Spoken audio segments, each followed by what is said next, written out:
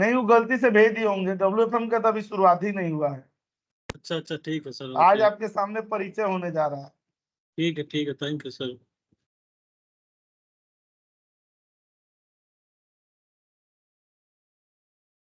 के sir weekend पर चलेगा क्या WFM क्लास? ये क्लास जैसे आज शुरू हुई है ना, तो ये हाँ। क्लास जैसे आज सैटरडे को शुरू हुई है, तो ये वीकडे पर ही खत्म कर दिया जाएगा। लाइक जैसे आज होगा, फिर मंडे को होगा, फिर वेडनेसडे को होगा, इस तरह से खत्म कर दिया जाएगा अगले वीक तक। ये बहुत जरूरी क्लास होती है, थोड़ा सा समय का मैनेज कर लीजिएगा। इवनिंग में ही होगी ना ये क्लास या अरे मॉर्निंग होता में? क्या है WFM?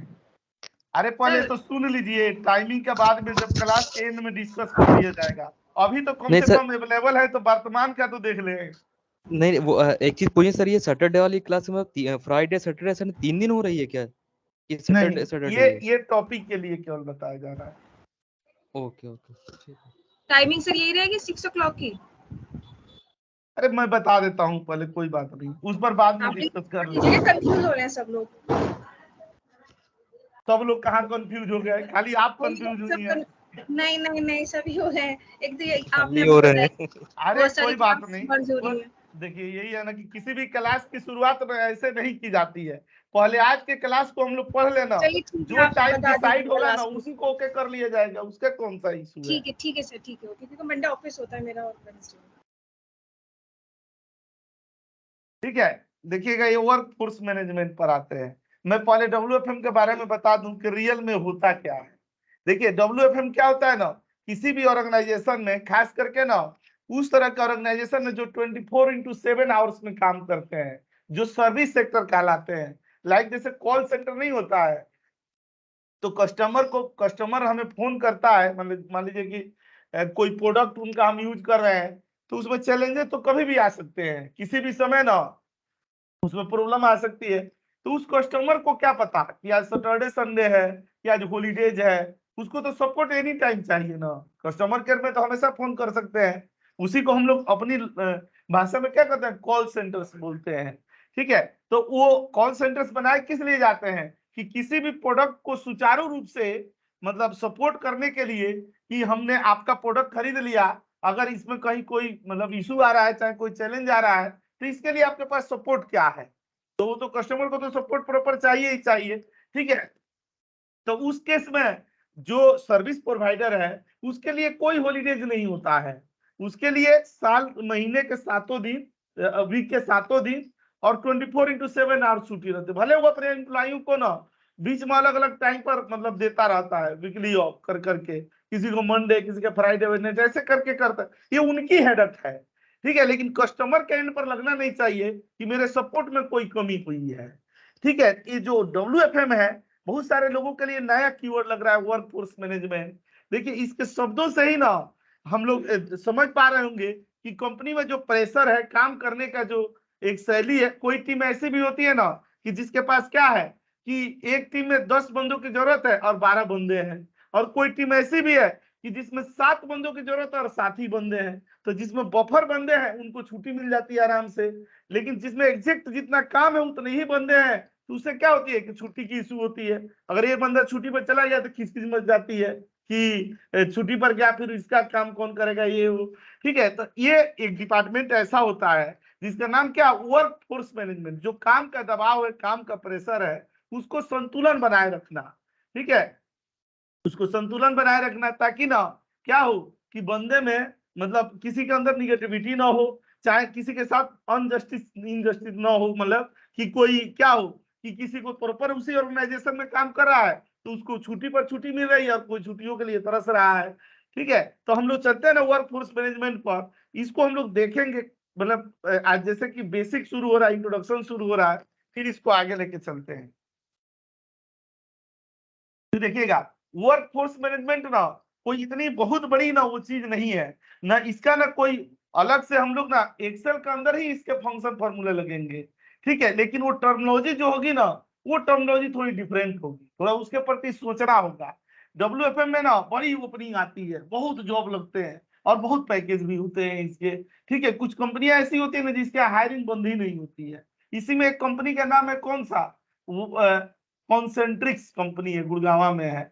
ठीक है, कॉन्सेंट्रिक्स है, चाहे जितना भी टॉप लेवल की कंपनियों को जो आप सोचते हैं ना, एसेंचर हो गया, एचसीएल हो गया, ईएक्सएल हो गया, यूएसजी हो गया, ठीक है, चाहे टीसीएस, मतलब जितनी भी ब्रांडेड कंपनियां हैं सबके यहाँ डब्ल्यूएफएम की जरूरत होती है, क्योंकि कोई ना कोई सर्विस तो देते ही है और उनके यहाँ इसकी जरूरत पड़ती ही है।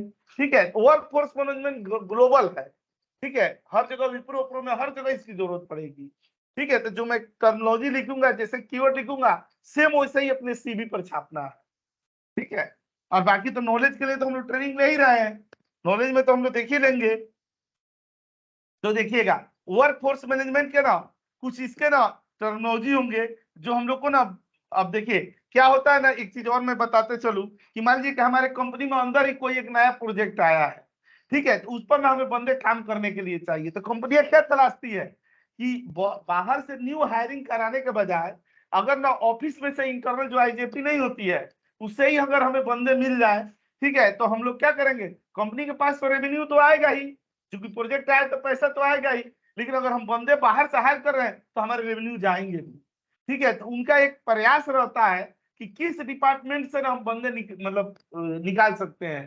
ठीक है, जहां पर लगता है बफर में बंदे हैं, चाहे कम बंदों से मैनेज किया जाता है, तो उन बंदों को निकाल करके और नई प्रोजेक्ट के लिए साइन किया। आप लोग नाम सुने होंगे, एक होता है ना मतलब green belt, black belt, six sigma जैसी चीज होती है, तो ये डब्ल्यूएफएम ना उस सिक्स सिग्मा की तरफ जाने का ही एक पड़ाव है, बहुत खूबसूरत पड़ाव है, बहुत बढ़िया। जो भी डब्ल्यूएफएम में होंगे ना उनकी सैलरी पूछिएगा, उनकी जॉब प्रोफाइल पूछिएगा, और उनके पास देखिएगा कभी जॉब की कमी ही नहीं रही। ठीक है, कभी याद आता है यही वर्क फोर्स मैनेजमेंट की क्लास और यही मॉर्निंग में ही बैच था, और संयोग था उस समय ना एक कंपनी जो डिश टीवी के बारे में नहीं बताता हूँ, उसके यहाँ अर्जेंट ओपनिंग आई थी, उसी दिन डब्ल्यूएफएम पढ़ाएंगे। ऐसे तो बहुत केसेज हुए, ठीक है, लेकिन ना उस दिन क्या हुआ ना कि क्लास करके और बंदे गए और उसी क्लास के 5 बंदे सेलेक्ट हो गए। ठीक है, तो ये चीज आप ध्यान में रखिएगा कि एट्रेशन क्या है, एसएलए कैसे निकाली जाती है। ठीक है, हम लोग इस पर ना सब चीज देखते हैं, पूरी टर्मिनोलॉजी मैं यहाँ पर ना आपके सामने रख रहा हूँ। सर इसमें ये फोरकास्टिंग केपीआई श्रिंकेज ये भी आता है ना? फोरकास्टिंग केपीआई श्रिंकेज, अरे आप देखिए तो अभी कहाँ लिखा कि क्या क्या पढ़ेंगे, जो आप सोचे हैं उससे ज्यादा पढ़ेंगे। अभी तो हमने अपने पत्ते खोले ही नहीं। जी सर।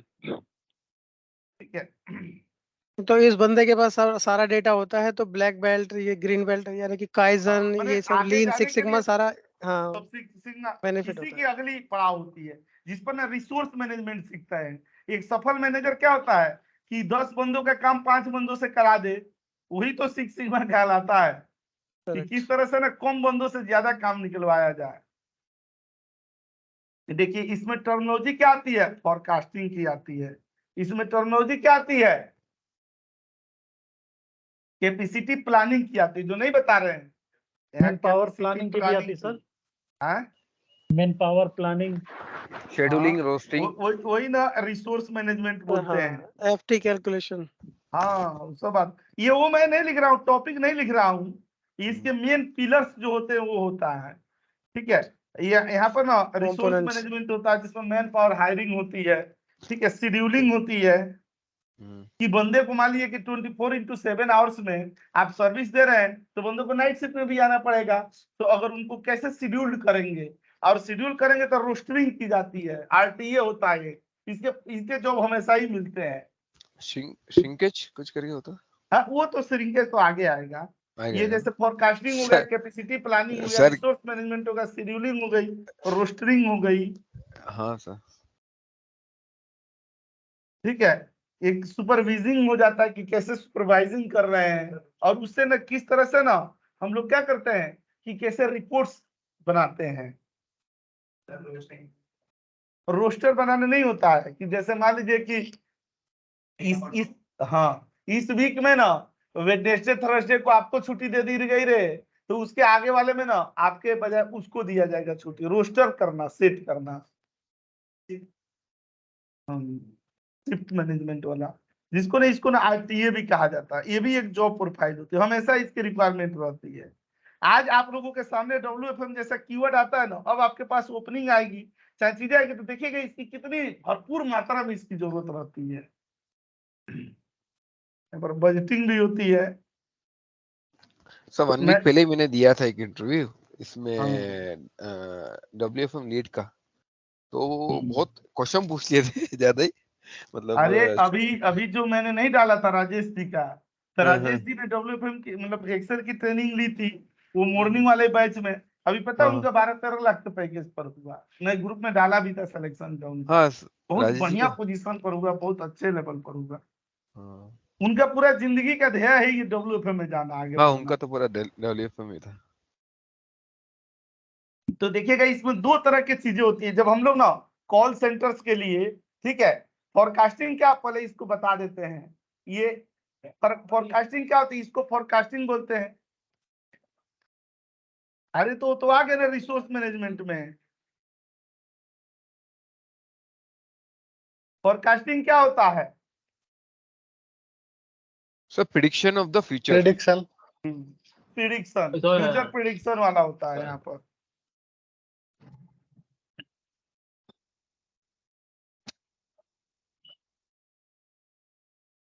कैपेसिटी प्लानिंग,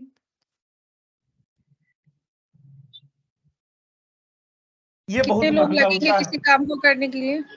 हाँ, कितनी जो नंबर? कैपेसिटी प्लानिंग है ना ये बहुत ज्यादा पूछा जाता है। और इसका ना एक पोस्ट भी आता है ना प्लानर का, मतलब कैपेसिटी प्लानर का डिजिग्नेशन भी आता है, ठीक सर है। प्लानर, कैपेसिटी प्लानर प्लानर ही होता है क्या सर? हाँ प्लानर ही होता है, वही वाला तो होता है कैसे कैपेसिटी कितनी हाँ, हमें रिक्वायरमेंट है। और रिक्वायरमेंट ये लोग क्या बनाते हैं ना, रूपरेखा बनाते हैं। एक रूपरेखा बनाते हैं किसका, रिक्वायरमेंट का। और उस रिक्वायरमेंट को फुलफिल करने के लिए कैसे, एक नहीं होता implementation, flow chart of implementation, हाँ, हाँ, ठीक है, तो वो कह सकते हैं यहाँ।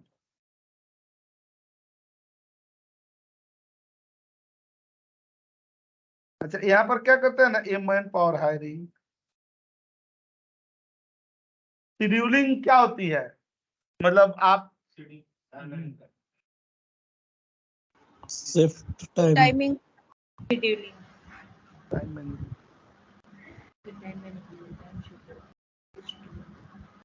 ठीक है। और रोस्टरिंग यानी routine. Transportation. Shift rotation timing. और ये फाइनेंशियल, ये तो ऐसे खाली बनाई जाती है, फाइनेंशियल सपोर्ट कुछ कर सकते हैं। सर एक क्वेश्चन पूछा था, फोरकास्टिंग का फॉर्मूला पूछा था, क्या होता है सर? अरे फॉर्मूला होता है क्या? फोरकास्टिंग के तो ना सैम जी बहुत सारे फॉर्मूला है यहाँ पर, देखिए ना भरे पड़े हैं, सब अच्छा, बताऊंगा मैं, ओके, भर भर के हैं।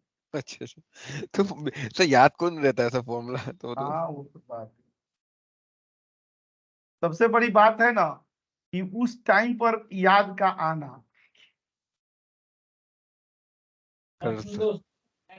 अच्छा यहाँ पर जो हम लोग जिससे करने जा रहे हैं कॉल सेंटर से रिलेटेड ना, एक कीवर्ड आता है, उस कीवर्ड के बारे में जानना ना हम लोग के लिए जरूरी है।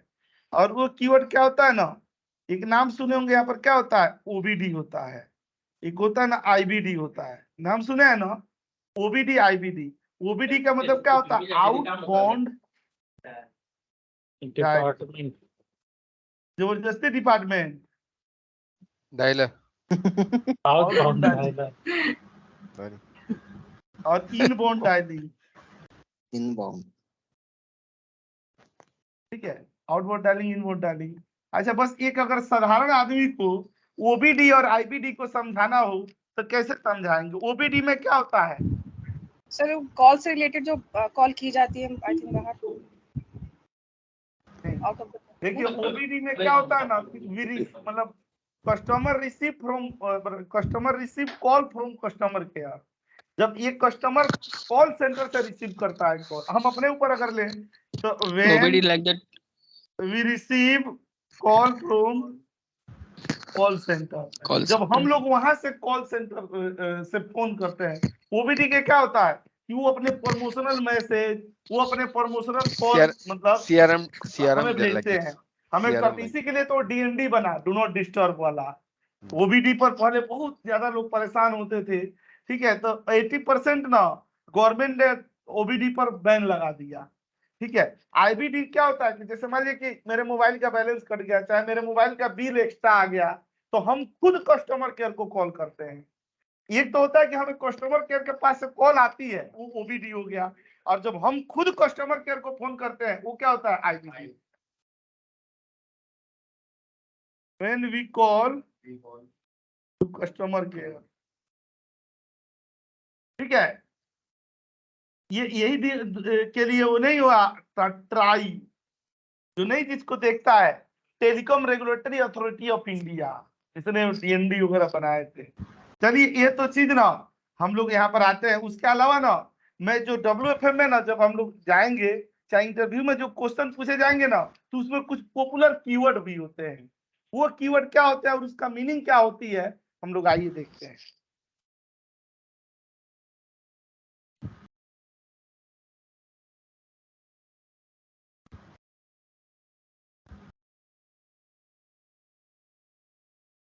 अभी मैं ये नहीं लिखा हूं कि इसमें हम लोग क्या क्या पढ़ेंगे, अभी वो आना बाकी है, इसलिए अनुमान मत लगाइए ना कि ये हम लोग खाली इतने ही पढ़नी है।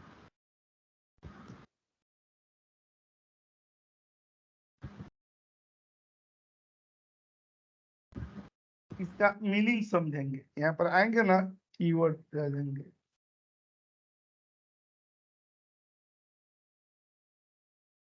ये डिस्क्रिप्शन पर आ जाएंगे।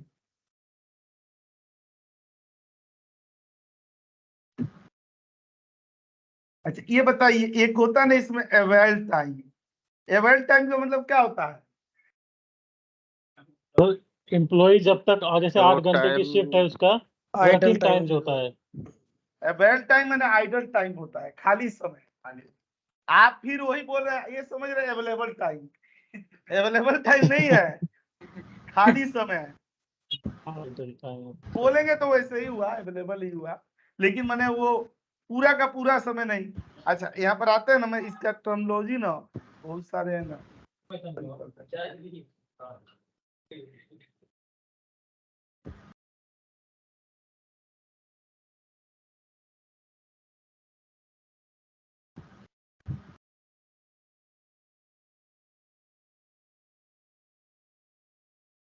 ये होता है ना ऑक्स टाइम।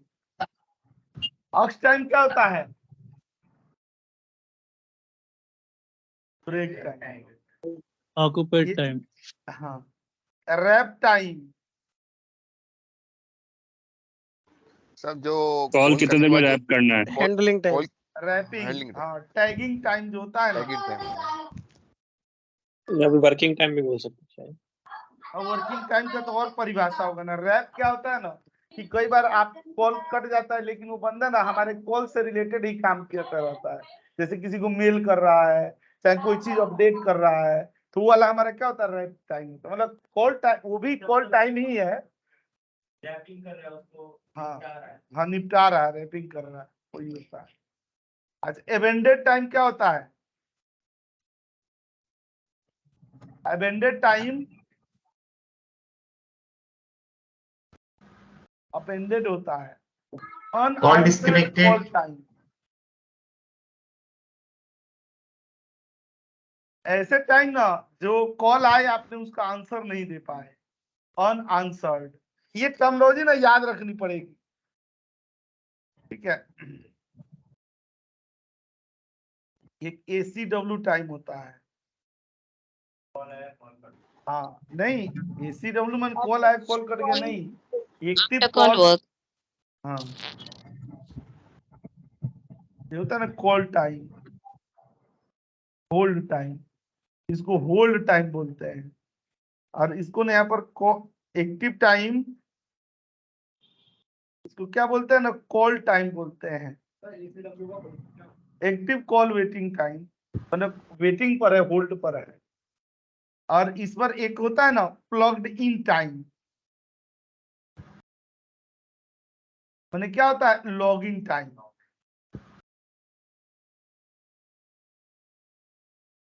ये सब याद हो जाएगा आपको, एक दो बार प्रैक्टिस करेंगे ना, ठीक है। रैप टाइम, एक्टिव यहाँ पर ना ACW time. Hmm, So both are same, I guess, because ACW is after call work. So wrap time and DCW time is हाँ कोई बात नहीं है, यहाँ पर ना हम लोग वो लिख दे रहे हैं कि याद रहेगा। ऑक्युपाइड टाइम, ऑक्युपाइड टाइम मतलब क्या है, बिजी टाइम। ठीक है, एक और आएगा कौन सा, एक्चुअल टाइम, वो नीचे आ रहा है यहाँ पर, एक्चुअल कॉल टाइम। नहीं, प्लग इन टाइम में जब आप लॉग इन किए, जब आप ऑफिस गए लॉग इन किए, उस टाइम को प्लग इन टाइम कहते हैं।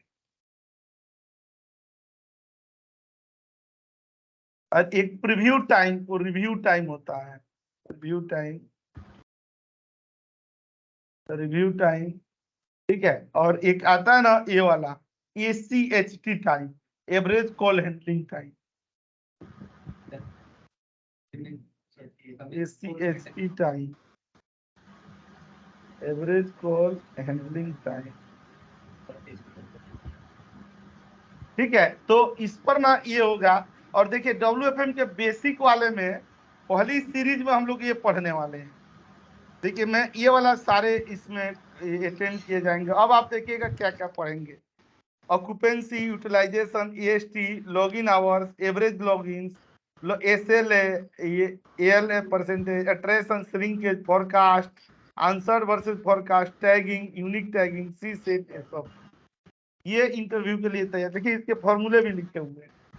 और इसके रियल डेटा पर ना हम लोग काम करेंगे, तो रियल डेटा पर भी आपको दिखाई देगा कि इसमें हम लोग कैसे ये करेंगे इसको। तो इतने में ही आत्मा तृप्त हो जाएगी।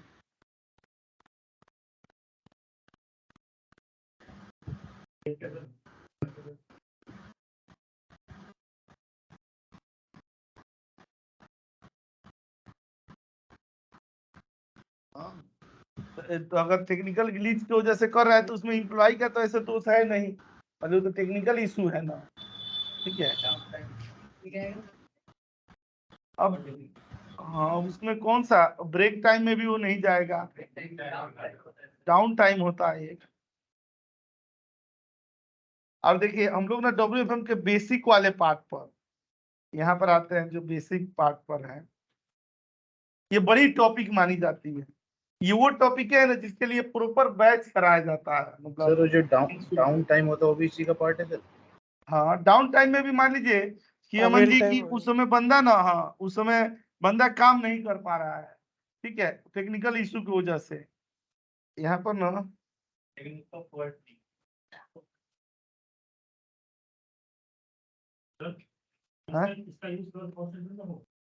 सर्विस सेक्टर में होगा। आप कॉल सेंटर का मतलब ये मत समझे कि जो लोगों ने परंपराएं बना रखी है, तो बाहर का जितने भी ये है ना, जितने दिल्ली NCR के टॉप लेवल की कंपनियां है ना, सबके यहाँ जरूरत पड़ती है। सब लोग तो डॉलर में कमाते हैं, तो वहां के कस्टमरों को हैंडल की जाती है यहाँ से। मैं बताया ना, EXL हो, SCL हो, WNS हो, IBM हो, चाहे अपने एसेंचर हो, से सबके पास इसकी जरूरत पड़ती है। लेकिन कोई कोई कंपनियां क्या है, उसके पास प्रोसेस खाली इसी के है। उसी में मैंने नाम लिया किसका, कॉन्सेंट्रिक्स का नाम लिया, किसका, टेली परफॉर्मेंस का, TP का। ये दोनों तो बम्पर, मतलब इनका इसी की हायरिंग रहती है, इसी पर काम करते हैं। हाँ वो तो छोटी मोटी कंपनी।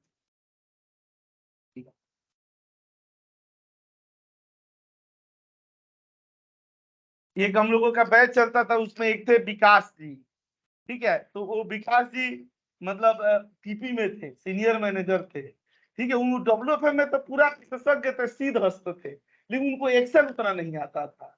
ठीक है, तो वो एक्सेल के क्लासेज लेते थे।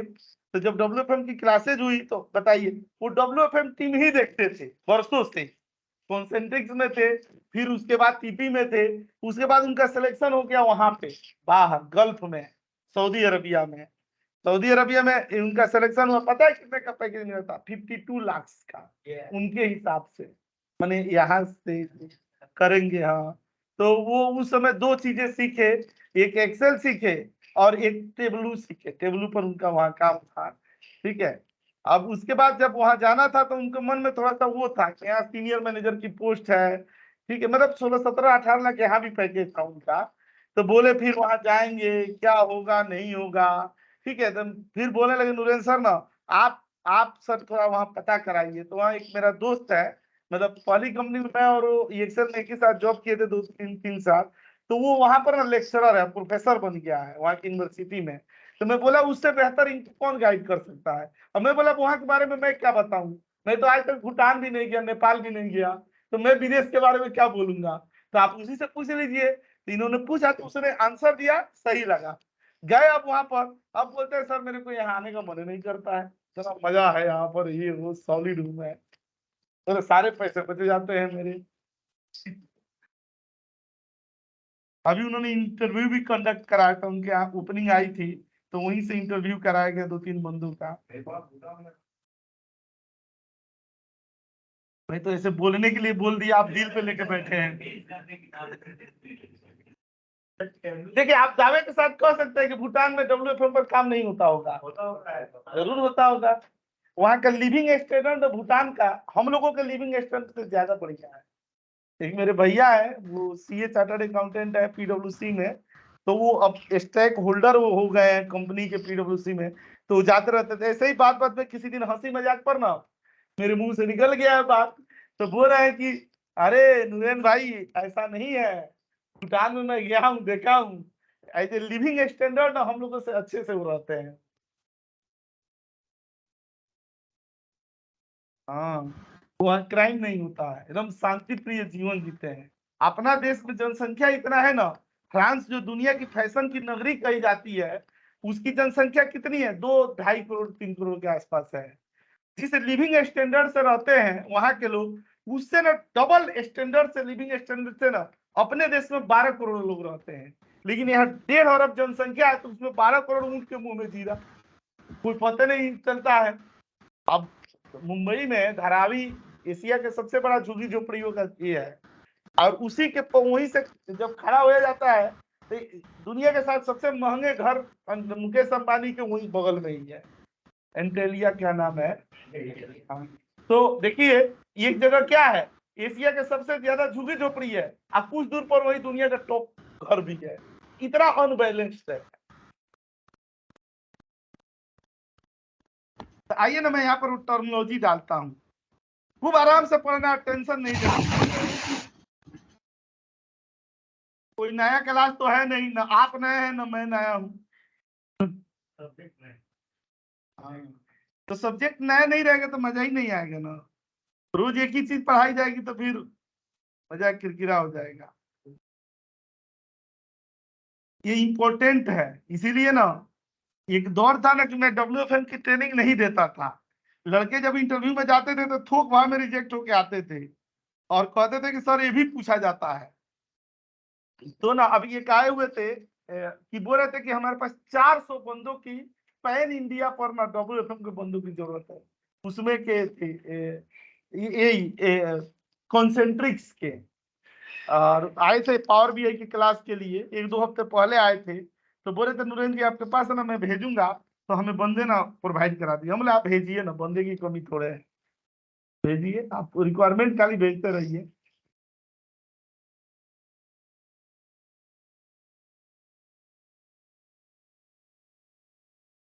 WFM में सर ये सॉफ्टवेयर भी होता है ना कंपनियों में? हाँ, कुछ कुछ कंपनियों में सॉफ्टवेयर भी होता है, जैसे एक्सेल का एक्स्ट्रा मतलब चीजें ज्यादा नहीं पूछी जाएंगे। नहीं नहीं, अरे एक्स्ट्रा एक्सेल के भी टर्मिनोलॉजी पूछे जाएंगे ना। हाँ, अब देखिएगा ना, इस एक्सेल तो चाहिए ही चाहिए, रिपोर्ट किस पर बनाएंगे? बिल्कुल, ये भी जो भी कैलकुलेशन होगा वो एक्सेल पे ही तो होगा। सब तो एक्सेल पे ही होगा। इसकी टर्मिनोलॉजी थोड़ा टफ है बस। इसके लिए है कि आपने बादाम खाना कम कर दिए हैं। योगा का मैं कोई ब्रांड एम्बेसडर थोड़े हूँ, मैं अपने लिए करता हूँ, लोग करें चाहे न करें उनकी मर्जी है।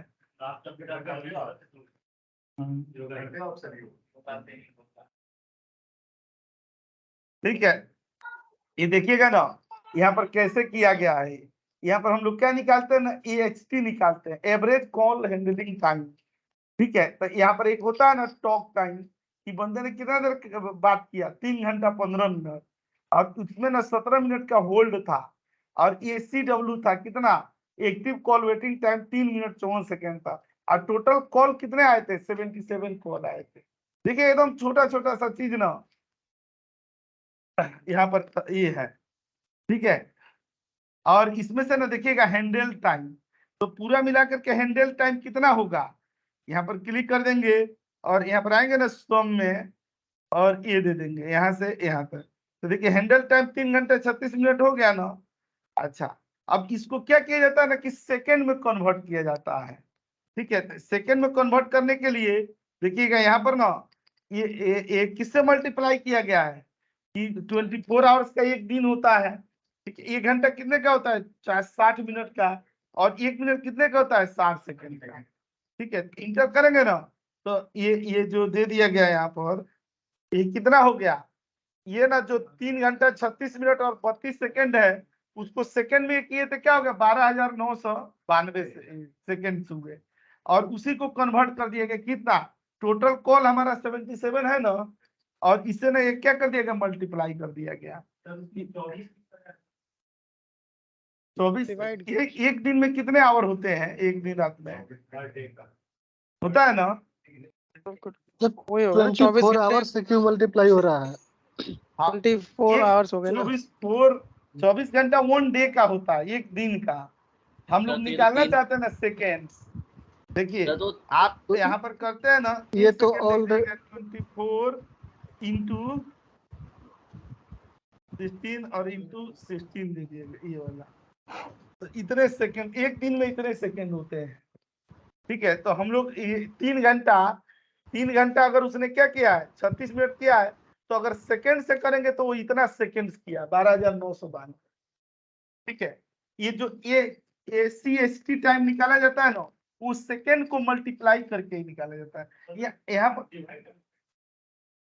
तो मैंने डिवाइड तो किया है ना, यहाँ देखिए ये टोटल कॉल दे दिया गया और यहाँ पर क्या दे दिए जो सेकंड्स निकाले थे वो, मतलब आप ये मान के चलिए कि हमने क्या डिवाइड किया कि 77 में डिवाइड किया क्या ये आओ।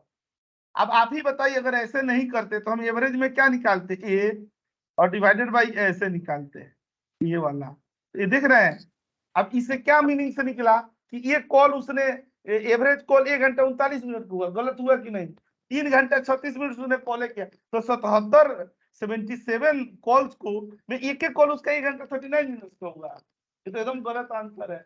इसीलिए इसको सेकंड्स में लिया गया कि अगर कोई जैसे बंदा 9 आवर्स की शिफ्ट कर रहा है या 8 आवर्स की शिफ्ट कर रहा है तो हम उसको 24 से क्यों कंक्लूड कर रहे हैं, पहला क्वेश्चन। दूसरा क्वेश्चन कि अगर किसी की शिफ्ट 9 आवर्स की है तो जो 9 आवर्स में बंदा बता दूं 9 आवर्स नहीं होता है, जब उस तरह से हम लोग कैलकुलेट करेंगे ना एक्चुअल टाइम पर तो 8 आवर्स होता है। 1 आवर्स क्या होते हैं ब्रेक होते हैं, तो जब भी हम लोग कैलकुलेट करते हैं तो 1 आवर्स को एक्सक्लूड कर देते हैं। और आपकी इस क्वेरी का दोनों क्वेरियों का आंसर ना अभी 1-2 एग्जांपल के बाद आने वाला है, बस थोड़ा सा सब्र कर लीजिए अभी आ रहा है।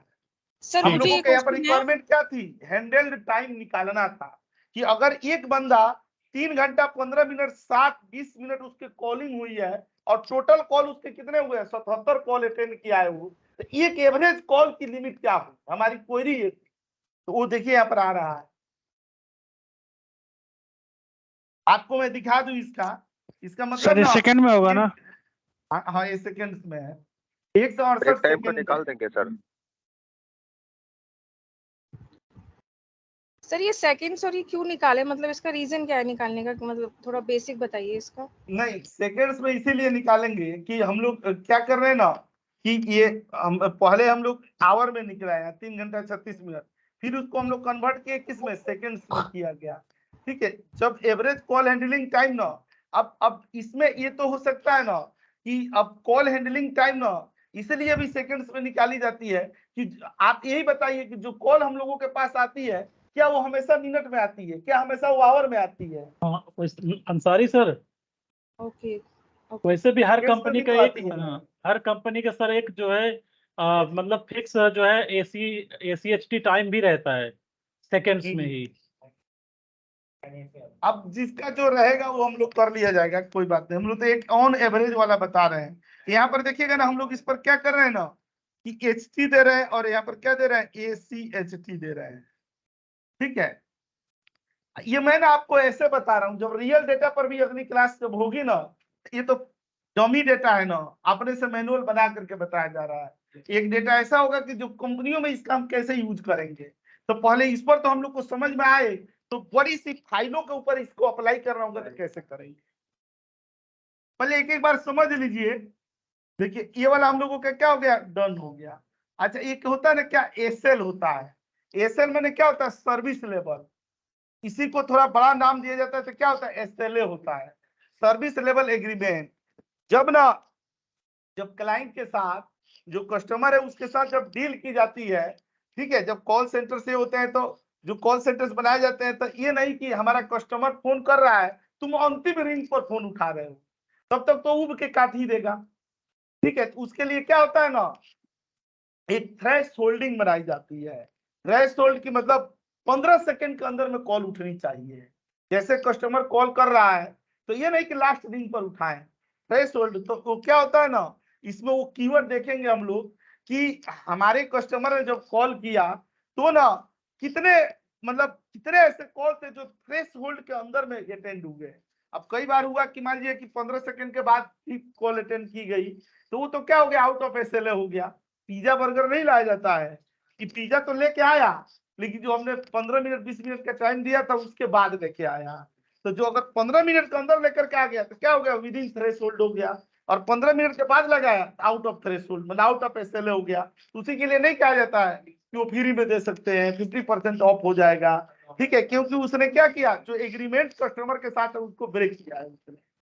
यही ब्रेक क्या होती है, 80-20 के रेशियो पर होता है।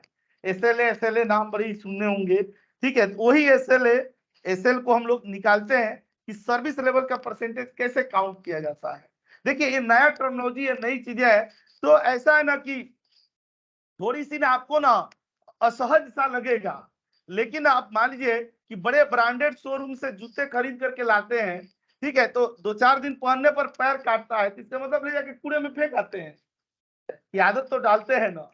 तो वैसे ही ये भी है, थोड़ा सा अनडाइजेस्ट लगेगा, लेकिन समझेंगे जानेंगे।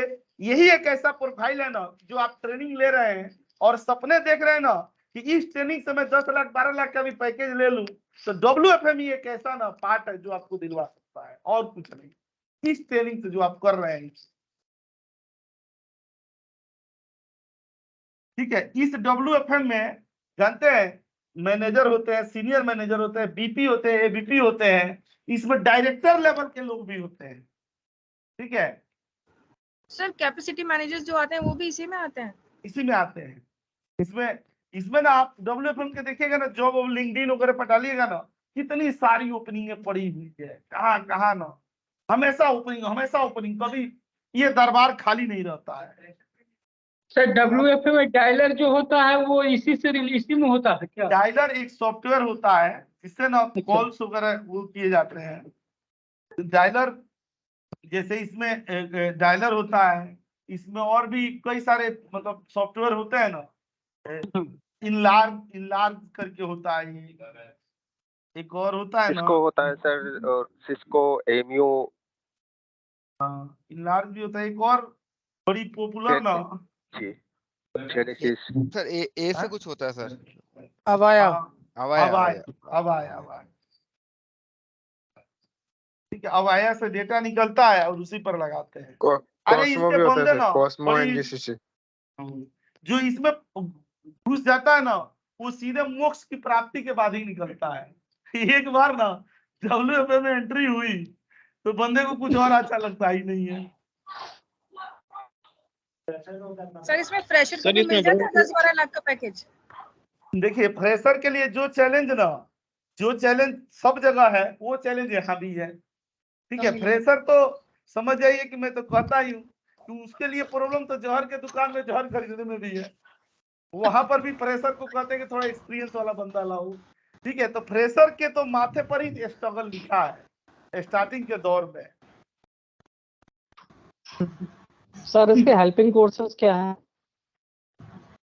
नहीं बताया, इसके आगे हम लोग इसमें करेंगे green belt, black belt, 6 sigma वगैरह, VBA मैक्रो। अब पावर BI में भी WFM का काम आता है, जो टीपी बता रहा हूँ ना, टेली परफॉर्मेंस, जिनके यहाँ के सारे बंदे ज्वाइन मतलब करते हैं क्लासेज, वो लोग इसमें होंगे भी, उस बैच के भी 1-2 लोग हैं, मतलब उस कंपनी के, तो मैं नाम तो किसी का नहीं लूंगा, लेकिन ना वहां पर ना पूरे भरे मैं हुए खुद हूँ सर टीपी का।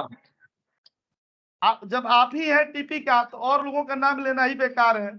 आपका एक परिचय ही पूरे देश के परिचय है। तो शशि रंजन जी टीपी के हैं, तो इतने बड़े मूर्धन्य कलाकार हमारे बीच हैं।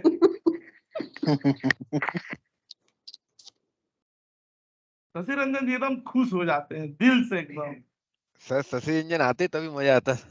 हाँ, आते हैं तभी क्लास का माहौल बना रहता है। स्पेशली जब बीच बीच में क्वेश्चन पूछे जाते हैं तब। हाँ, क्वेश्चन पूछे जाते हैं, वो भी अपने टोन में पूछते हैं। शशि रंजन जी क्या हो गया? सुन रहा। ये 80 से 20% का ना रेशियो होता है। एक मैं छोटा सा उदाहरण यहाँ पर दे रहा हूँ कि टोटल कितने कॉल आए, 10,000 कॉल आए, ठीक है। उसमें यहाँ पर समझिएगा, ये फॉर्मूला भी है, वो लिख ही दिया इंटरव्यू क्वेश्चन। यहाँ पर एजिज कंपनी है नोएडा में, एजिज है ना, यहाँ पर सेक्टर 3 में है, जो सेक्टर 16 का मेट्रो स्टेशन उसी के सामने एजिज हाँ। की बिल्डिंग है, ठीक है। वहां पर भी हाँ जी। WFM की बहुत ओपनिंग आती है। ऊपर ही लिखा हुआ है ना कि वी आर हायरिंग, हमेशा वी आर हायरिंग, और बोर्ड पलट करके देखेंगे तो लिखा है कि डेली फायरिंग। क्या नाम बताया सर कंपनी का? क्या बताया, मुझे समझ नहीं सर आया। ये सर सर ये सही बात है, वहाँ पे जाओ और रोज जाओ होता है। एक बार कंपनी का नाम बताएगा कोई जरा, लेट मी। एजीएस एजीएस एजिस, ओके। एजिज हाँ सब हाँ, कोई पुरानी जानता है, है। दिल्ली NCR में रहता है तो बहुत एजिज का नाम पुरानी है तो वो तो। जानता ही जानता है। जो आज लोग डायरेक्टर भी बने हैं ना, कभी ना कभी एक दिन एजिज में जॉब किए होंगे। हाँ सर, हर ये हाँ, एजिज में WFM की बिल्कुल ना सर। जननी स्थान मानी जाती है। हाँ, और वोडाफोन का स्पेशली वहाँ पे तो 2 महीने सब कोई किया। हाँ, 1-2 महीना ना मोस्ट जिसको प्रोबेबली वहाँ कहीं पर सहारा टेलीकॉम नहीं मिलता प्रोसेस है, है। एजिज सहारा देती है। देखिए टोटल कॉल कितने आए, 10,000। एक लिमिट एग्जांपल दिया गया, उसमें से आंसर हम लोग ने कितने के दिए, 9867 के आंसर दिए गए। आंसर तो दिए गए, लेकिन ये जो दिए गए ना कि call answered with in threshold, threshold means target, वो वाला कि टारगेट के अंतर्गत कितने कॉल लिए गए, तो एक कितना था 9703, मतलब इतने कॉल, मतलब 9703 ना हम लोगों ने किस पर लिया, विद इन थ्रेशोल्ड लिया, मतलब इसमें SLA मीट हुआ, ठीक है। हमने जो SLA था उसको मीट किया। और यहाँ पर क्या था कि short call with in threshold time, मतलब क्या हो गए 133 कॉल ना क्या हो गए, वो मतलब वो वैसे हो गए कि जो मतलब थ्रेशोल्ड के मिस हो गए, थ्रेशोल्ड के नहीं कर थ्रेशोल्ड पाए। टाइम के में मिस हो गया उसके हाँ। बाद। तो यहाँ पर ना हम लोग निकालेंगे ना कि सर्विस लेवल परसेंटेज, कि सर्विस लेवल का परसेंटेज कितना रेशियो रहा है। तो देखिए इसके लिए फॉर्मूला होता है, यहाँ पर इंटरव्यू क्वेश्चन में फॉर्मूला आप देख लेंगे, ठीक है। यहाँ पर लिखता है ना कि call answered with in threshold, तो कॉल आंसर्ड थ्रेशोल्ड के अंदर कितना हुए 9703। अच्छा नीचे लिखा गया ना कि टोटल ऑफर कॉल, ये टोटल ऑफर कॉल माइनस कर दिया गया क्या कि short call with in threshold. तो देखिए हम लोग कैसे निकालेंगे, ये ले लिया गया ए, अच्छा सॉरी ये निकाल दिए गए और डिवाइड कर देंगे, डिवाइड करके और यहाँ से क्या कर देंगे ए कर देंगे और माइनस कर देंगे कौन सा ए वाला, ये कर दिया गया ना और इंटर कर दिए। और देखिए यहाँ पर परसेंटेज दे दिया गया ना 98, तो मतलब SLA कितना मीट हुआ 98%। अरे तो माइनस ही तभी तो निकलेगा ना। अब मान लीजिए कि 133 कॉल तो आपने माइनस ही वो भी कर दिया, माने टोटल ये 10,000 कॉल थे, तो आपका SLA निकालने के लिए तो 10,000 में से 133 कॉल को तो माइनस कर दीजिए, क्योंकि वो तो आप उठाए ही नहीं। आप जितना उठाए उसके अंदर ना आपने विद इन थ्रेशोल्ड के अंदर कितना उठाया, जितना आपने रिसीव किया बात तो उसी पर होगी ना, जो नहीं रिसीव किया तो ऐसे ही फॉल्ट है। तो सर आपने इतना बड़ा फॉर्मूला क्यों बनाया सर? ये भी हो सकता था call answered with in threshold. Divide by all answered. देखिए वो इसीलिए बनाया गया कि यहाँ पर ना जो इसका लॉजिक होता है वो इसी तरीके का होता है। यहाँ पर ना एसएल निकालते हैं, तो यहाँ देखिए ऐसे आता है ना, और जो आपको आ रहा है वो भी आता है। यहाँ पर दोनों है आंसर, वो भी है और ये भी है यहाँ पर। क्योंकि वो जो 10,000 था उसमें से 133 जो था ये डिवाइड बाय करके ही है, वो सेम आ रहा है। मैं बता नहीं कि देखिए वो भी आ रहा है और ये भी आ रहा है, ठीक है। आप इसी का बता रहे हैं ना, देखिए यहाँ पर ए भी दिया गया है, यहाँ पर क्लिक करके ए दे दिए और क्लिक करके क्या दे दिएगा, ये दे दिएगा और इंटर दे सेम यही ना बोल रहे हैं। जी सर। देखिए यहाँ भी ये लगाया गया है, यहाँ पर हम लोग यही लगाए, तो दोनों तरीके अपना सकते हैं। जितना कॉल आंसर हुआ और जितना कॉल विद इन थ्रेशोल्ड हुआ, तो आंसर्ड कॉल का क्या होना चाहिए कि उसके अगेंस्ट हमने कितना एसएलए मैनेज किया, मेंटेन किया।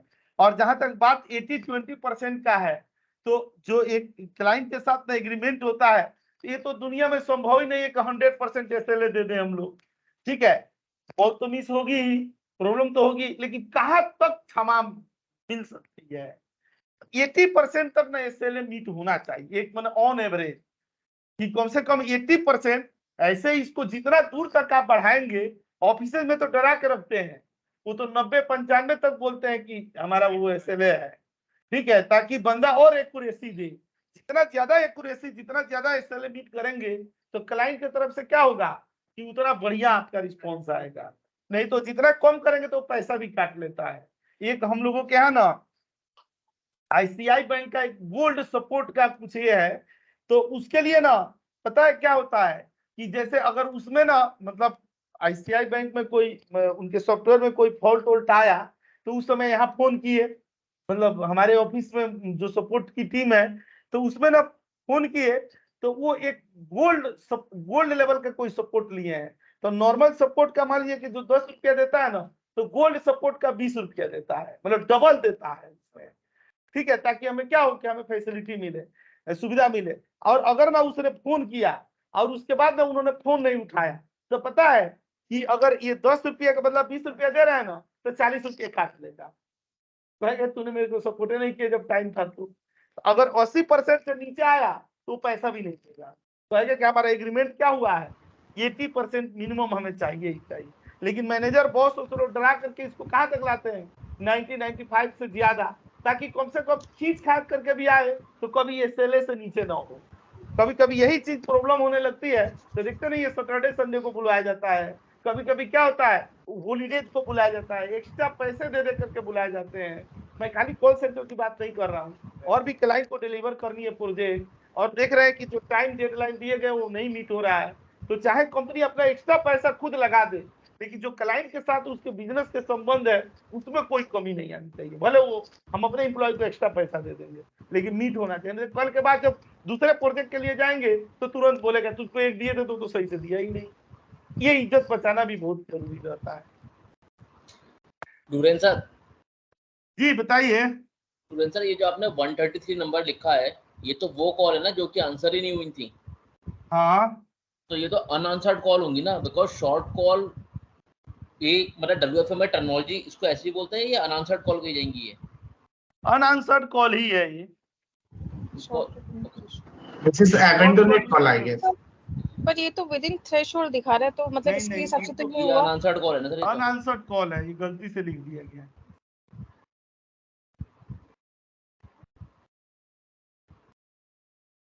इसको सर अबेंड बोलते हैं कॉल सेंटर की भाषा में। सर abandoned call होता है, abandoned call within threshold.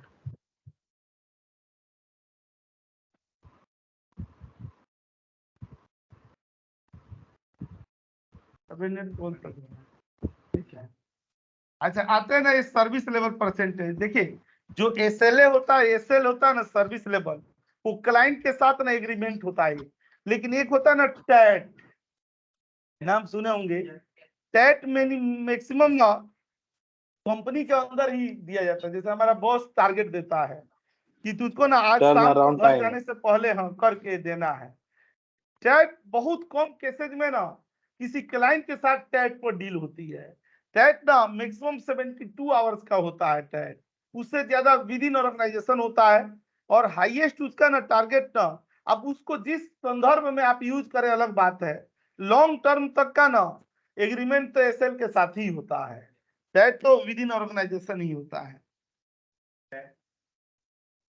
Turn around time ये होता है ना टैट, देखते हैं ऐसे टर्न अराउंड टाइम होता है। हाँ TAT।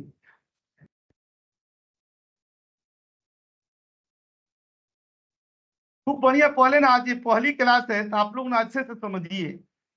सर जी, हाँ बताइए। सर जी थ्रेशोल्ड मतलब थ्रेशोल्ड थ्रेशोल्ड माने एक क्या होता है ना, एक मैंने वो एग्जांपल नहीं दिया पिज्जा बर्गर का, कि जो 15 मिनट में लेकर के आता है तो वो 15 मिनट को हम लोग थ्रेशोल्ड बोलते हैं, उसे ही जो 15 मिनट के अंदर एक टारगेट कह सकते हैं। ठीक है।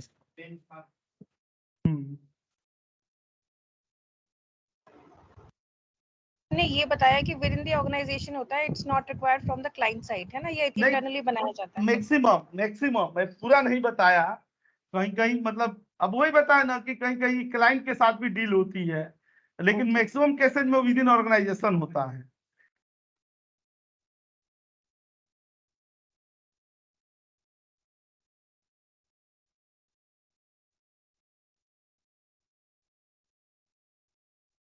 ये देखिए यहाँ पर ना SLA और टैट का ये दिया हुआ है, यहाँ पर एक एग्जांपल दिए हुए हैं यहाँ पर।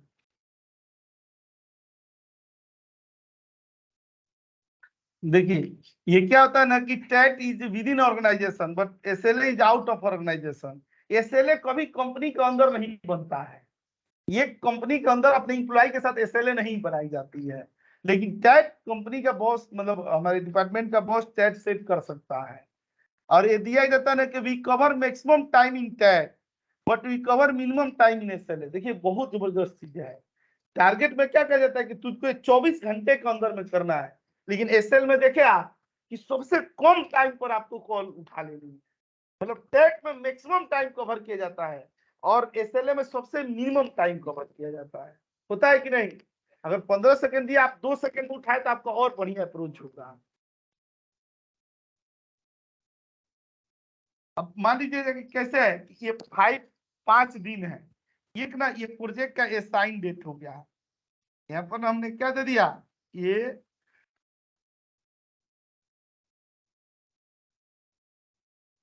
दे दिए और यहाँ पर आ गए ना इस तरीके से, उसने क्या दिया है 5 डेज दिए हैं। अब 5 डेज का मतलब ये नहीं हुआ कि 5 वर्किंग डे की बात हो रही है, इस बीच में अगर कोई हॉलीडे आ जाए तो हम उसको भी माइनस करेंगे, क्योंकि हॉलीडे के दिन एम्प्लॉय काम थोड़े करेगा।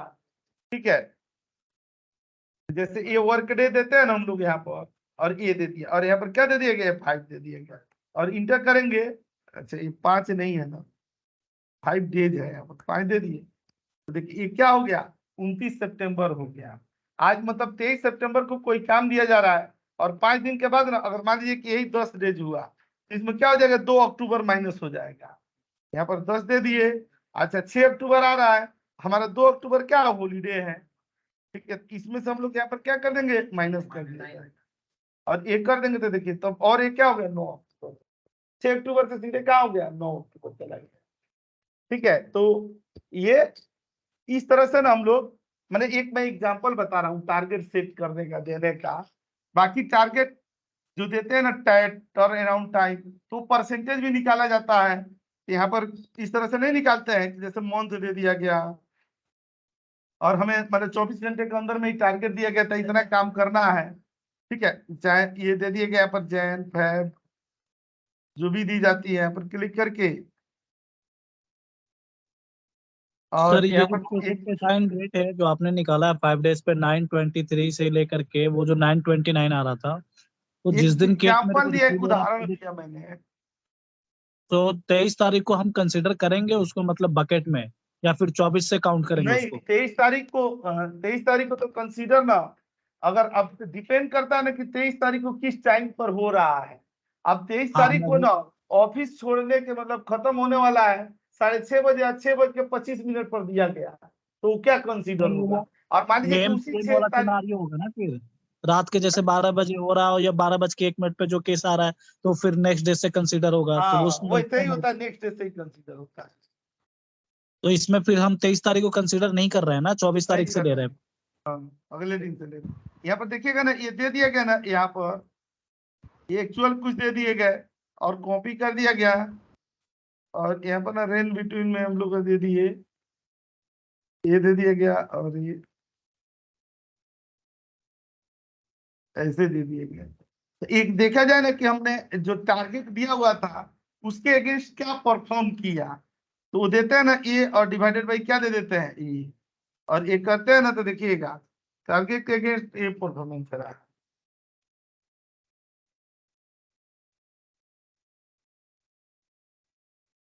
टैट का कोई मान्यता प्राप्त फॉर्मूला नहीं है, आपको मैं यहाँ दोबारा दिखा दे रहा हूँ कि यहाँ पर ना आप देखेंगे ना, ये खाली मैं समझाने के लिए किसी ने पूछा था तो ये दे दिया गया। देख रहे हैं यहाँ पर टैट कीवर्ड आता ही, वो ऐसे समझाने के लिए बनाया गया। अच्छा, ये बहुत पूछा जाता है स्ट्रिंग के, जबरदस्त। जब लड़कों को भेजा जाता है इंटरव्यू के लिए ना, तो वो पहले ही कहते हैं कि सर ना ये चीज ना उनको बता करके भेजिएगा। अभी इंटरव्यू चल रहा था, किस में, एजिज में चल रहा था, अभी एक और कंपनी में चल रहा था, तो उसमें ना वो पहले ही वो लोग बोले ना कि सर ये चीज ना बता दीजिएगा, ताकि ना ये पूछेंगे जरूर हमारे मैनेजर। रोस्टर वगैरह इसी पे डिपेंड करते हैं ना, श्रिंकेज देख के। श्रिंकेज देखेंगे। अच्छा शशि रंजन जी, आप बताइए, आप टीपी में काम करते हैं, ठीक है, तो श्रिंकेज किसे कहा जाता है? अगर आपकी भाषा में बोला जाए तो श्रिंकेज क्या होता है?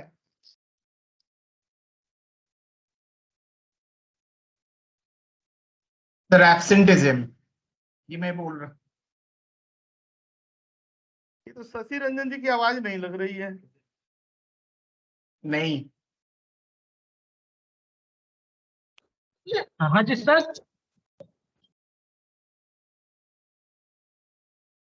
श्रिंकेज की परिभाषा आपसे पूछी जा रही है। नहीं आइडिया है सर, इसकी आइडिया नहीं है। श्रिंकेज वो होता है जैसे कि जो अनप्लान लीव और प्लान लीव होता है ना, वो उसको कैलकुलेट करते हैं। अरे ये क्या होता है ना, श्रिंकेज के क्या होता है ना कि total gap between total head count और टोटल प्रेजेंट, जो आज टोटल प्रेजेंट है और टोटल जो हेड काउंट है, उन दोनों के बीच के गैप को श्रिंकेज का मतलब वही एब्सेंटीज्म बोलते हैं। बिल्कुल, शुरू में बोला था किसी ने एब्सेंटिज्म। हाँ उन्होंने सही बोला था, करेक्ट। लिया गया ना कि gap between total head count and total present. अब इसके लिए ना यहाँ पर सिनेरी देखिए, थोड़ा थोड़ा ना मतलब इसका क्या फॉर्मूला बेशक याद ना हो, लेकिन कीवर्ड से हम लोग ना क्या है फैमिलियर रहे। अब मान लीजिए कि अब कोई सर्विस लेवल पूछ दे, कोई श्रिंकेज पूछ दे, कोई एट्रेशन पूछ दे, तो कम से कम ना इस पर ना 2-4 शब्द बोलने की कैपेसिटी होनी चाहिए। इंटरव्यूअर जानता है कि हो सकता है बंदा ना लगा पाए, ना बता पाए, लेकिन सर अट्रेशन जो होता है वो तो इससे डिफरेंट होता है ना, अट्रेशन तो उसी को कंसीडर करते हैं तो दूसरा होता है। हाँ एट्रेशन तो दूसरा होता है, एट्रेशन तो इसके बाद आ रहे हैं।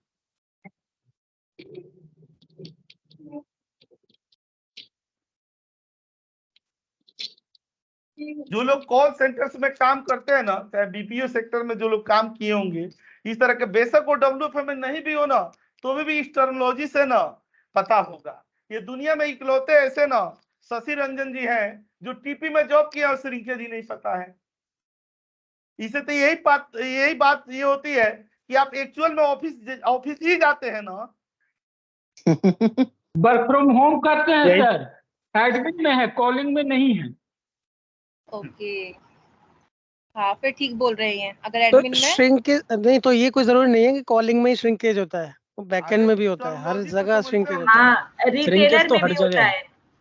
लेकिन ये डील नहीं करते होंगे ना श्रिंकेज से, ये कहते ही ना तो लेते होंगे।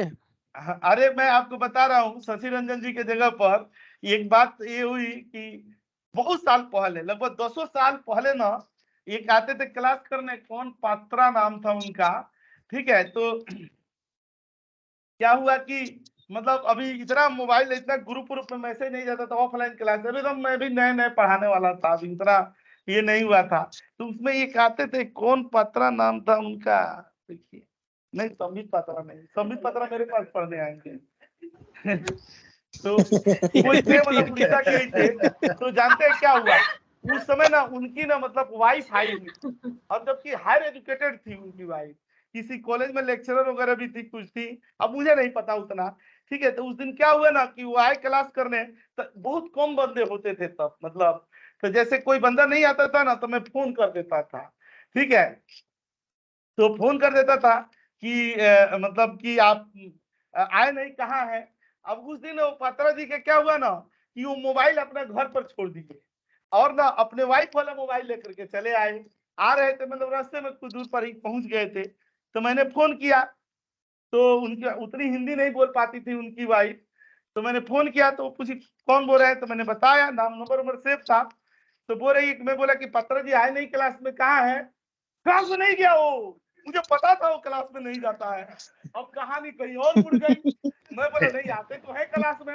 हाँ तो नहीं तो मैं हाँ तो अब इतने देर में पात्रा जी के पास फोन किया, घर से मेरा फोन काटा पात्रा जी के पास। बोले तू है ही नहीं, वो तुम्हारा सर फोन किए थे। बोले वहां आया ही नहीं।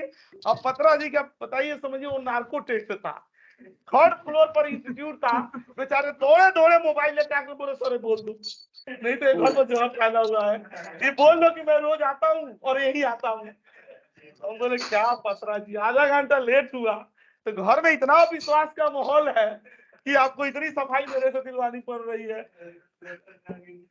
हाँ तो शशि रंजन जी ये बात सही है ना कि आप तो चलिए वर्क फ्रॉम होम है। सर मैं कॉर्पोरेट ट्रेवल देखता हूँ। तो देखिएगा अरे शशि सर रंजन जी थोड़ा घर पर आते हैं ना तो थोड़ा सोच समझ के बोलते हैं। यानी शशि रंजन जी का मुझे लग रहा है इसी डर से घर पे वर्क फ्रॉम होम ले रखा है, इनको बाहर ही ना निकाला जाए। नहीं तो मेरा जो है ना श्रिंक का आइडिया नहीं है, झूठ अरे बोलने से क्या मैं झूठ कोई तो नहीं, बोलूं कोई मेरे नहीं। को आइडिया है। अरे कोई नहीं, आप ही के नाम पर तो सब लोग इतना हंसते हैं। आज के युग में किसी को हंसाना ना समझिए भगवान की एक तपस्या है, बहुत बड़ी सेवा है मानवता की। लोग ना फ्रस्ट्रेट ना पागल हुए पड़े हैं, खाली ना पता है इस चीज के लिए कि हमारा ना टेंशन से मुक्ति मिले, लोग ना कितने पैसे खर्च कर रहे हैं, इतना डिप्रेशन इतना स्ट्रेस में जी रहे हैं। ये बहुत बड़ी चीज है ना। आज के दौर में कोई आदमी हंस रहा है ना तो समझिए ना कि वही पूंजीपति है, जिसके पास करोड़ों अरबों है उसको छोड़िए, रात में नींद की दवाई खा के सो रहा है, लेकिन जो खुलकर दिल से हंस रहा है इस दौर का सबसे धनवान आदमी है वो। यहाँ पर आते हैं ना, देखिएगा यहाँ पर हम लोगों ने क्या किया है ना, ये ईवल का मतलब क्या होता है, अनप्लान्ड लीव। तो 35 ना, उस डिपार्टमेंट में टोटल बंदे कितने थे, 35। अच्छा उसमें से एक बंदा अनप्लान्ड लीव पर था, एक बंदा क्या था, हॉलीडे था। मान के चलिए उसका कोई मतलब एक ही डिपार्टमेंट है, तो मान लीजिए कि कोई साउथ इंडिया से है तो उनके दिन वहां का फेस्टिवल पड़ा तो वहां का हॉलीडे हो गया। अच्छा एक LWP था, लीव विदाउट पे, मतलब उनको लीव लिए लेकिन उनके अकाउंट में लीव नहीं था। ठीक है, एक कॉम्पअप था, संडे सैटरडे को आया था तो उसके बदले उसने उस दिन छुट्टी ले ली। ठीक है, एसएल होता है, ये तो एक ऐसा एसएल होता है ना कि पूछिए मत, इस बीमारी का तो दुनिया में कोई इलाज ही नहीं है। एसएल ही ऐसा होता है ना कि बंदों को सिलेक्ट कराने में एसएल का बहुत बड़ा योगदान होता है। ठीक है, मैंने इस पर पोएम भी लिखा था कि न मिटी है न मिटेगी कभी छुट्टियों की मारामारी, न मिटी है न मिटेगी कभी छुट्टियों की मारामारी, मैनेजमेंट चाहे कर ले लाख इसकी तैयारी, पर जिंदाबाद रहेगी एसएल यानी सीक लीव हमारी। आप एम्स नहीं नासा के डॉक्टर को बुलवा लो, आप एम्स नहीं नासा के डॉक्टर को बुलवा लो, मगर वो भी पकड़ नहीं पाएंगे हमारी मंडे फ्राइडे की बीमारी। ये हो सही है। वाह सर वाह। सर नासा में डॉक्टर रहते हैं, हैं? साइंटिस्ट रहते हैं कि डॉक्टर रहते हैं? देखिए फिर वही बात, आपने पोएम का मजा लिया ना, अब किंतु परंतु लगाएगी तब तो हो गया काम। इनको लॉजिक एम्प्लॉय के लिए सर अचूक औषधि है ये। और पीएल क्या होता है, plan leave, half day leave, ठीक है, तो हाफ डे का तो 0.5 ही जाएगा ना। इसीलिए यहाँ पर किया गया है क्या कि टोटल प्रेजेंट कितने बंदे रहे, ये टोटल क्या हुआ हम लोगों का, ये मतलब हेड काउंट, और उसमें से जो लीव है ना वो, और एक दिन के बदले जो हाफ डे था उसको हमने कितने काउंट किया 0.5, तो इतने आ गए। अच्छा, अब निकालना है किसका, श्रिंकेज निकालनी है। तो श्रिंकेज हम लोग कैसे निकालेंगे, देखिए फॉर्मूला दिया गया ना कि टोटल लीव और डिवाइडेड बाय टोटल हेड का, तो ऐसे लेंगे ना। और इसमें दो तरह का होता है श्रिंकेज, एक प्लान्ड श्रिंकेज, एक अनप्लान्ड श्रिंकेज। तो यहाँ पर आएंगे ना, देखिए ये टोटल दे दिया जाएगा।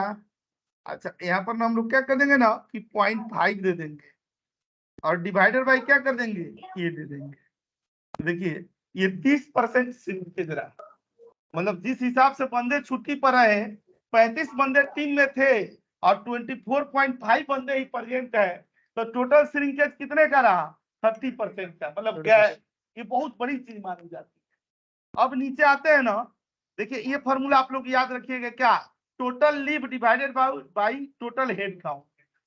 तो ये सिंगरेज का भी कुछ वो है क्या कि 100% मैट करना है या फिर 90%, या नहीं इसका नहीं, कुछ वो श्रिंकेज जितना का कम हो 100% उतना अच्छा कभी है। भी मीट नहीं होता है, लेकिन ना जितना कम हो उतना सही है।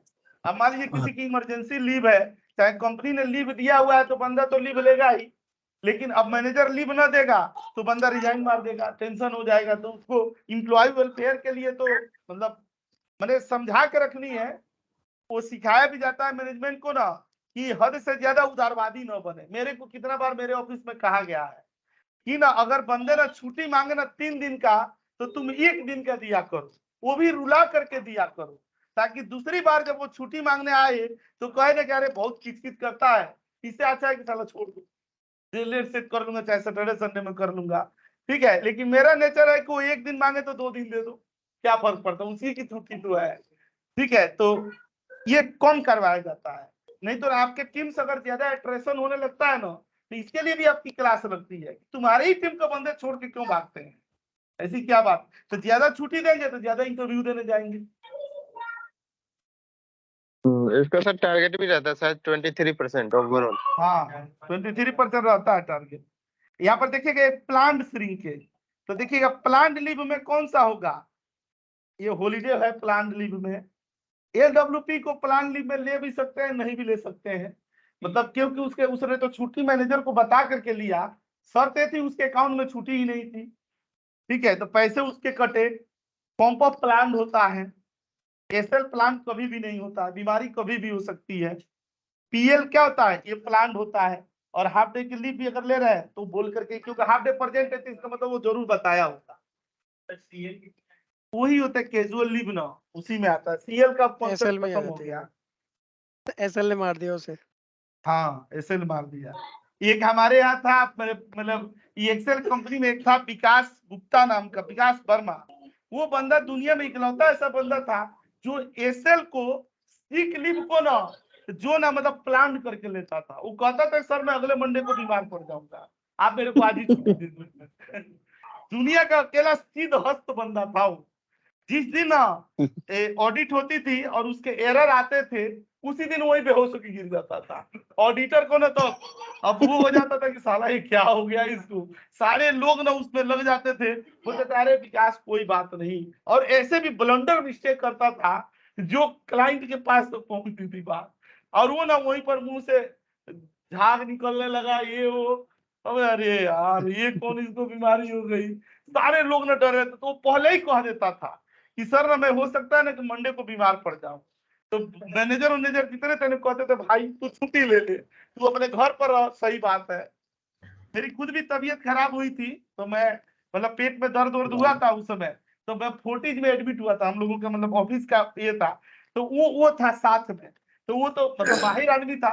वो कहता था कि नुरेन तेरे को अगर दर्द 5% हो ना तो तू 50% चिल्लाना, यार माहौल बनाना पड़ता है, ठीक है। अब मैं वहां गया एडमिट हुआ, ठीक है, तो उसके बाद एक डॉक्टर तो बड़ी सीनियर डॉक्टर थे आए, हम लोग कॉर्पोरेट सेल वाले थे, मतलब कंपनी की तरफ से तो कॉर्पोरेट में थे, तो वह तो उन्होंने एक इंजेक्शन दिया, तो इंजेक्शन दिया, तो उसके बाद वो चले गए, मतलब उस इंजेक्शन से दर्द मुझे को लगता है 5-10 मिनट में खत्म हो गया।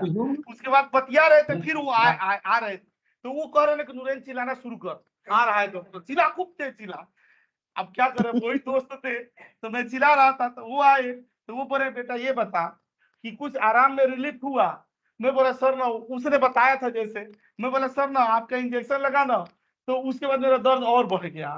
तो वो बोले यार तूने तो मेरी डिग्री पर उंगली उठा दी, साला हाल तो हुआ ही नहीं कि इंजेक्शन लगने के बाद दर्द और बढ़ जाए, तेरा दर्द कैसे बढ़ेगा। अब वो विकास ने मोर्चा संभाला, वो बोले सर मान लीजिए 2 मिनट इसका, तो बोलता भी वैसे ही था, सर मान लीजिए 2 मिनट के लिए इसका दर्द सही भी हो जाए, ठीक है, तो हम तो दोस्त हैं, हम लोग तो सर चले जाएंगे, घर पर अकेला जाएगा, तो वहां बीमारी हो तो कौन देखेगा। तो बोल रहा है कि बेटा साफ साफ बताओ कि तुमको एडमिट करानी है, इसकी एडमिट कराना हो तो बताओ, क्योंकि कुछ देर तो रहने पर पैसा देना पड़ता है। तो वो बोला सर हम यही कहना चाहते हैं। तो बोल रहा है कि यार मैं एडमिट कर दूंगा। मेरे बोला बेटा अब बताओ दर्द है कि नहीं। मेरे सर दर्द तो था ही नहीं कभी भी मेरे को, उस समय थोड़ा सा हुआ था। तो बोला अच्छा अब मैं एडमिट लिख देता हूँ, लेकिन तूने तो ये बोल दिया कि मेरा दर्द बढ़ गया। ऐसा वो लड़का था, वो एसएल ना प्लान करके लेता था, सारे डरे रहते थे उनसे, कहते थे मैं माँ बाप का इकलौता लड़का हूँ, अगर कुछ हुआ तो मैंने बता रखा है, तो ऑफिस में प्रेशर दोगे तो तुम लोग पर केस करेंगे तेरे पापा। हुआ था नरेला से आता था। ठीक है, तो यहाँ पर आते हैं ना, ये प्लांट श्रिंकेज, तो देख रहे हैं प्लांट श्रिंकेज में वही लिया गया, जो प्लांट वाले हैं ना ये लिए गए, और जो हाफ डे था उसको क्या कर दिया गया, डिवाइड कर दिया गया 2 से। तो 24% क्या था प्लांट श्रिंकेज, और ये जो दिया गया ना जैसे एसएल हो गया, और जैसे अनशेड्यूल्ड लीव हुआ ना ये वाले, ये प्रॉपर ऑन प्लांट लीव, ठीक है, इनका तो मतलब कुछ पते नहीं है। ये कितना 6%, तो देखिए प्लांट और ऑन प्लांट दोनों को जोड़ेंगे तो 30% आ गया, ठीक है। इस WFM जैसे क्लास भी ना आप लोगों को हंसा करके पढ़ाना, ये मेरे लिए बहुत चैलेंजिंग वाली बात है, नहीं तो इस पर ना सर दर्द हो जाता है बंदों को। ये एट्रेशन का परसेंटेज निकालना, ये भी बहुत पूछा जाता है, ये HR में भी चाहे हर जगह, इसके लिए एट्रेशन का डैशबोर्ड भी बनता है। जो हम लोग WFM का डैशबोर्ड बनाएंगे ना, वो एट्रेशन का ही डैशबोर्ड होगा, मेनली एट्रेशन पर ही, कि किन किन वजहों से ना कंपनी में देखिए 3 तरह से बंदे छोड़ते हैं। किस तरह से छोड़ते हैं, एक रिजाइन देते हैं, एक एब्सकॉन्डिंग का केस होता है, जो बंदा आना ही छोड़ दिया कंपनी में विदाउट एनी इंफॉर्मेशन। जब हम रिजाइन देते हैं तो हम प्रॉपर इन्फॉर्म करके देते हैं कि मैं रिजाइन पर जा रहा हूँ। एक होता है कौन सा, एब्सकॉन्डिंग का केस, और एक होता है कि हमने कंपनी के पॉलिसी और कंपनी के जो वो है मतलब उनकी सिक्योरिटी है उसको ब्रीच किया, तो हमें टर्मिनेट कर दी जाती है, ठीक है। तो देखिएगा मैं यहाँ पर आपको समझाऊंगा कि टर्मिनेशन मतलब एट्रेशन के परसेंटेज के लिए, ये बहुत बढ़िया से जानिएगा। एक ATL भी तो होता है, तो ATL होगा, एब्सकॉन्डिंग वाला होता है ना, एब्सकॉन्डिंग से ही जरूरत होती है। देखिए टाइप ऑफ रेजिग्नेशन यही होता है।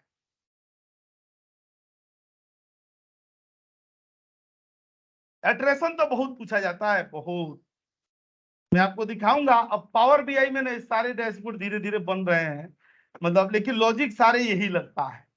देखिएगा 2 तरह से रिजाइन होती है, एक होता है वॉलेंट्री रिजाइन, तो जो रेजिग्नेशन हम लोग देते हैं ना वो क्या होता है, इंप्लॉय की इच्छा के अनुसार होता है।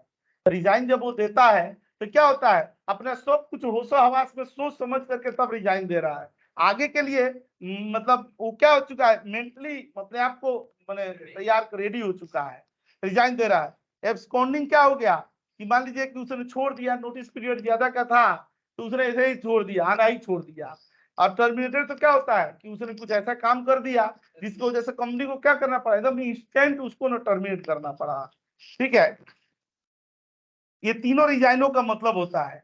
देखिए लिखते हैं ना, resign with any specific reason, किसी कारण की वजह से। ऐसे तो लोग क्या करते हैं, जॉब के लिए रिजाइन देते हैं और बहाने सब तरह के लिख देते हैं, पर्सनल इशू चाहिए वो, एक ही घर परिवार के लोगों को कितना बार मार देते हैं लोग।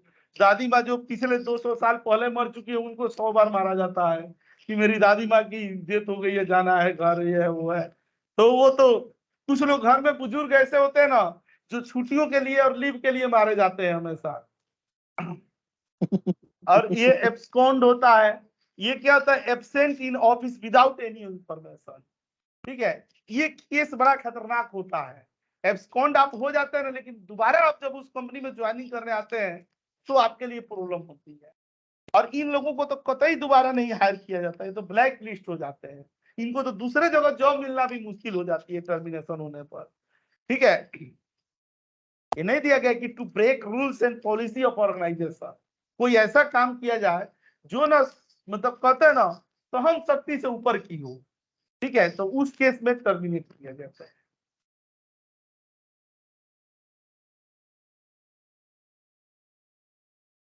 ये तो जिंदगी में ना सब दाग लगाइए, लेकिन कभी ये दाग मत लगाइए। ठीक है, दाग ही होता है, क्या करिएगा। जब टर्मिनेट हो जाता है आदमी ना, तो फिर ना उसके बाद उस ऑफिस में के लोगों से आंख मिला करके मिलना भी मुश्किल हो जाता है। सर इतनी आपके हिसाब से शर्मिंदगी बढ़ता है। एक क्वेश्चन है या सभी से एक क्वेश्चन, जब रेजिग्नेशन मान लो दे दिया और नोटिस पीरियड सर्व नहीं कर पाए तो उसको किस कैटेगरी में रखा जाएगा? नहीं तो आप मतलब आपने नोटिस पीरियड सर्व नहीं किया और रिजाइन दे दी रेजिग्नेशन प्रॉपर जो भी रेजिग्नेशन का एक्सेप्टेंस मिला, नहीं तो एब्सकॉन्ड हो गए। एब्सकॉन्ड वही हो एब्सकॉन्ड हुआ है। एब्सकॉन्ड हो गए। लैपटॉप तो दिया होगा ना? सर वो रिजाइन होगा, एब्सकॉन्ड नहीं होगा। नहीं, Resign? ईमेल में जैसे चल रहा है सर वो रिजाइन Resign होगा तो होगा। बिकॉज रिजाइन दिया उन्होंने एक्सेप्ट नहीं करा है ना, तो रिजाइन तो हो चुका ना, हमने leaving policy letter follow I कर दी। थिंक नहीं मिलेगा, तो वो कौन सी कैटेगरी में आएगा? रिजाइन में ही आएगा आई थिंक। रिजाइन में रिजाइन में तो आएगा। आएगा, लेकिन फिर आपको मतलब उस रिजाइन से कोई सामने वाला माने ना माने ये मुश्किल बात है, नहीं, क्योंकि आपने आपको company sir relief company recovery लगाती है, उस केस में रिकवरी पे कर दीजिए, आपको लीविंग लेटर मिल जाता है। नहीं, ये सर पता जो है ले ऑफ होता है वो क्या होता है? ले ऑफ तो दूसरी चीज है ना। ले ऑफ सर में कोई तो बता, कंपनी कोई खुद पूछ लो अगर निकाल दिया कंपनी ने तो वो किस में जाएगा, कैसे होगा? वो वो तो टर्मिनेशन में तो नहीं आएगा ना, रिजाइन ही मतलब दिलवाते हैं ना। ले ऑफ में आपको टर्मिनेट नहीं करते हैं ना। ले ऑफ में है ना, तो वो उसमें आपका मिलता है सब कुछ, हाँ, सर्टिफिकेट मिलता है। का सब आता है। अरे वो हटा रहे, ले ऑफ में तो ये भी मिलता है, आगे के 2-3 महीने की सैलरी भी दी जाती है। वो रेजिग्नेशन में ही आता है, रेजिग्नेशन वो करवाते हैं ले रेजिग्नेशन वो आता है ले ऑफ कैसे में। पूछिए सर? एटीएल में दी एम्प्लॉय जाती की है तरफ से 3 कोई मंथ प्रॉब्लम सैलरी। नहीं है। कंपनी का बिजनेस नहीं चल रहा है तो उसने हटा दिया। कोई डॉक्यूमेंट सबमिट किया और वो डॉक्यूमेंट वेरीफाई नहीं किया, टर्मिनेशन। अगर आपने गलत डॉक्यूमेंट आपने डाल दिया और उससे आपसे ज्वाइनिंग हो गई, और उसके बाद आप मतलब इजी होता है ना बैकग्राउंड वेरिफिकेशन, तो उसमें आप पकड़े गए तो आप टर्मिनेट किए जाएंगे। उसके बाद दूसरी कंपनी में भी जाना मुश्किल है। दूसरी कंपनी में तब जाना ज्यादा मुश्किल नहीं होगा जब मान लीजिए ना कि जैसे दो तरह से कंपनियां होती है। कुछ कंपनी ऐसी होती है कि आप मान लीजिए कि जिसमें आपका टर्मिनेशन हुआ है, उस कंपनी का आप वहां दिखाए ही नहीं, आप उसकी ज्वाइनिंग दिखाए ही नहीं कि हमने यहाँ ज्वाइन किया। तो अगर आप दिखाएंगे तो फिर पकड़े जाएंगे। तो ये केस उनके लिए ज्यादा घातक होता नहीं जिन्होंने 10 साल 12 साल काम किया है और वो एक्सपीरियंस तो न दिखाए तो उनका करियर ही चौपट हो जाएगा। तो जैसे 2 महीने 4 महीने काम किए, अगर टर्मिनेट हो गए तो ठीक है, मैंने वो नहीं दिखाया एक्सपीरियंस। लेकिन जो 10 साल 12 साल के बाद टर्मिनेट होता है, तो 10 साल 12 साल को कैसे जस्टिफाई कर पाएगा? वो तो दिखाना ही पड़ेगा। एब्सकॉन्ड वाले को ना कोई कंपनी रख लेती है, एब्सकॉन्डिंग को रख लिया जाता है, ठीक है, लेकिन टर्मिनेशन को कभी भी नहीं रखा। टर्मिनेशन के केस में एक्सपीरियंस लेटर नहीं मिलता ना? नहीं मिलता है, कुछ भी नहीं मिलता है, 1 रुपया पैसे भी नहीं देते हैं। मतलब जैसे आपकी सैलरी ये वाला जो एक्स्ट्रा वो लोग नहीं होता है कि हम आपको ले ऑफ में जो हटाते हैं तो 3 महीने का नोटिस पीरियड है तो 3 महीने की सैलरी देके भेजते हैं, तो उसमें नहीं। वो अपने इतना पुण्य का काम कोई थोड़े किया है। अच्छा काम किया होता तो उसको अप्रिशिएट किया जाता, उसको अवार्ड मिलता कि उसको टर्मिनेट किया जाता। टर्मिनेट किया है तो कुछ कांड किया है तभी टर्मिनेट हो रहा है। Right sir. कोर्ट मार्शल हो गया। कोर्ट मार्शल होता है, इसीलिए मैनेजर से बहस कम करनी चाहिए। ये कोर्ट मार्शल का अधिकार उसके पास होता है।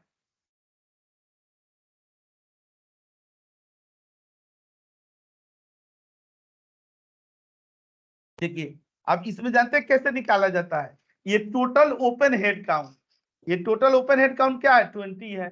अच्छा, यहाँ पर टोटल क्लोज हेड काउंट कितना है? 18 है। मतलब 2 बंदे रिजाइन दिए तो महीने के अंत में कितना हो गया? 18 हो गए बंदे।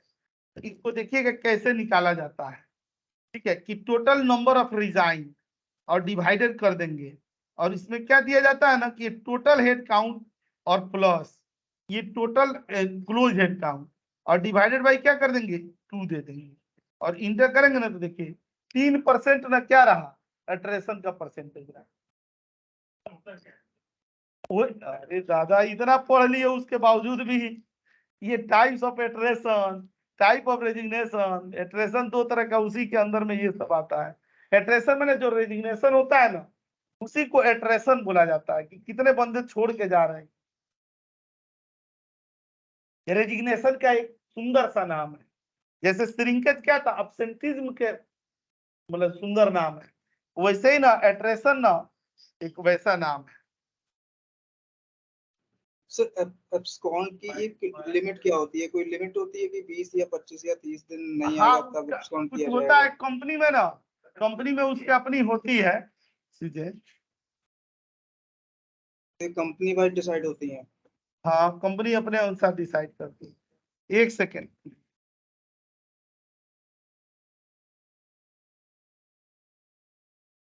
वो 3 वीक का फ्रेम लेके चलते हैं ना। 3 वीक में एम्प्लॉय अगर नहीं देता है तो फिर उसके बाद उसको एब्सकॉन्ड में डाल देते हैं या terminate. 3 days in BPO. 3 week 3 days में कोई तीन- रेस्पॉन्स नहीं आएगा तो आप फोन कर लेते हैं। हाँ 3 डेज यस 3 दिन तक। हर कंपनी में एक EWS डेटा बनता है, अर्ली वार्निंग सिस्टम। उसमें 3 कैटेगरी होती है, येलो, एम्बर और ग्रीन। ग्रीन जो कंटिन्यू करेंगे, एम्बर है जो डाइसी है, और जो रेड होते हैं वो चले जाने वाले हैं, जो एब्सकॉन्ड वाले आते हैं उसी में आते हैं।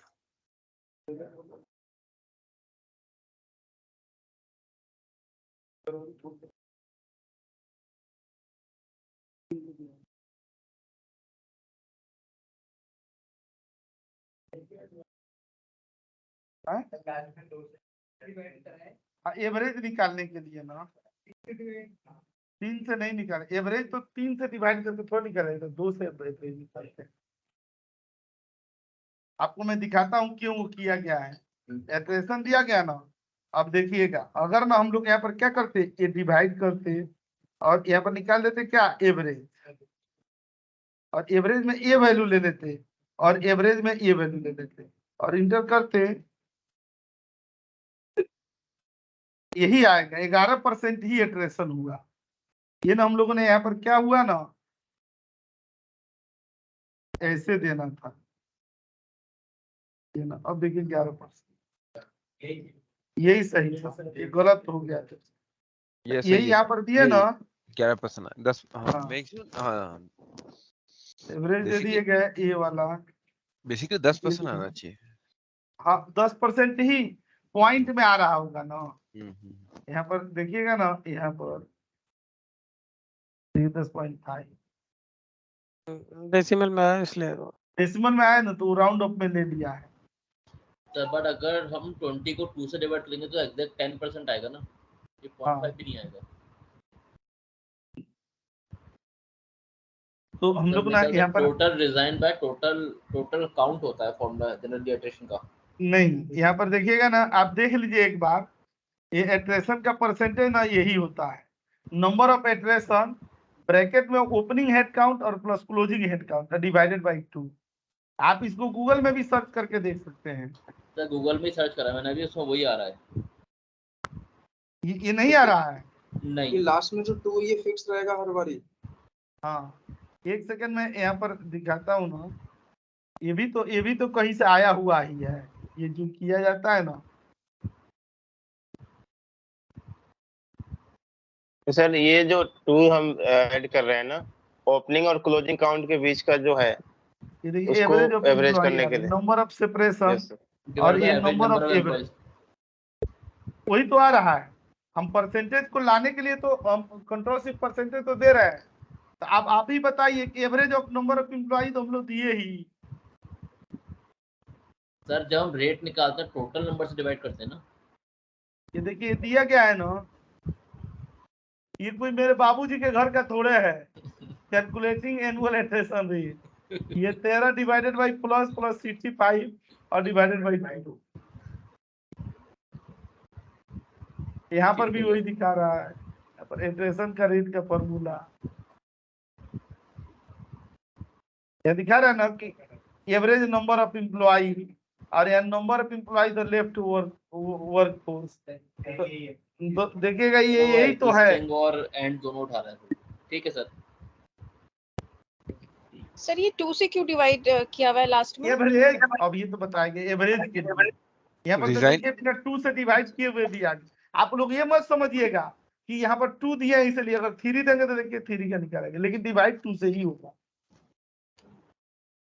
अब यहाँ पर ये गलत हो जाएगा ना, तो यहाँ पर क्या हो जाएगा, यहाँ पर ये माइनस कर देंगे तो इतना आ जाएगा।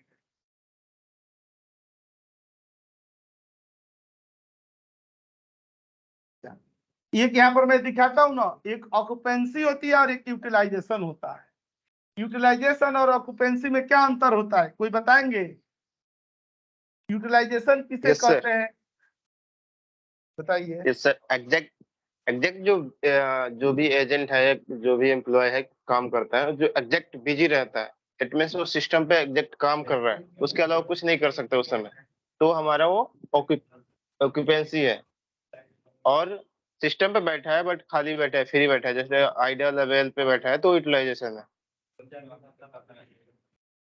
नहीं, आप उसमें उसका दोनों टाइम हाँ, यूटिलाइज है कि कितने परसेंट वो यूटिलाइज हो रहा है, और ऑक्यूपाई वो है कि कितनी देर वो ऑक्यूपाई रहा है। और ये देखिए वो पूरे शिफ्ट में अगर वो ट्रेनिंग भी कर रहा है या कोई अदर इनिशिएटिव ले रखा है वो भी कर रहा है, वो भी ऑक्यूपाई में आएगा, लेकिन वो यूटिलाइजेशन में काउंट नहीं होगा, तो वो उसके डाउन टाइम से माइनस हो जाएगा। प्रोडक्शन आवर्स जिसमें दोनों प्रोडक्शन कर रहे हैं। नहीं, वो यूटिलाइजेशन में काउंट होगा। अगर यूटिलाइजेशन में आएगा, थोड़ा सा ये कर दिए। अवेल जो है वो आपका ऑक्यूपेंसी में नहीं आएगा बट यूटिलाइजेशन में आएगा। सही बोल रहे हैं। करेक्ट बोल रहा। Avail would be denominator and Avail will be utilization. अगर मान लीजिए कि उस समय वो क्या किया ना कि ट्रेनिंग ले रहा है, मान लीजिए कि बंदे का 9 घंटे की शिफ्ट थी, 1 घंटा ब्रेक लिया उसने, तो उसको काम करने के लिए कितना मिला, टोटल स्टाफ टाइम 8 आवर्स का मिला। और कॉल टाइम कितना रहा, मान लीजिए कि 4 आवर्स उसने कॉल लिया।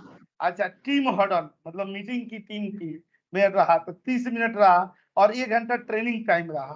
तो यहाँ पर जब हम लोग निकालेंगे कौन सा, यहाँ पर ना ऑक्यूपेंसी का परसेंटेज, ऑक्यूपेंसी के परसेंटेज में क्या रहेगा, यहाँ पर टोटल कॉल टाइम और divided by total 8 hours.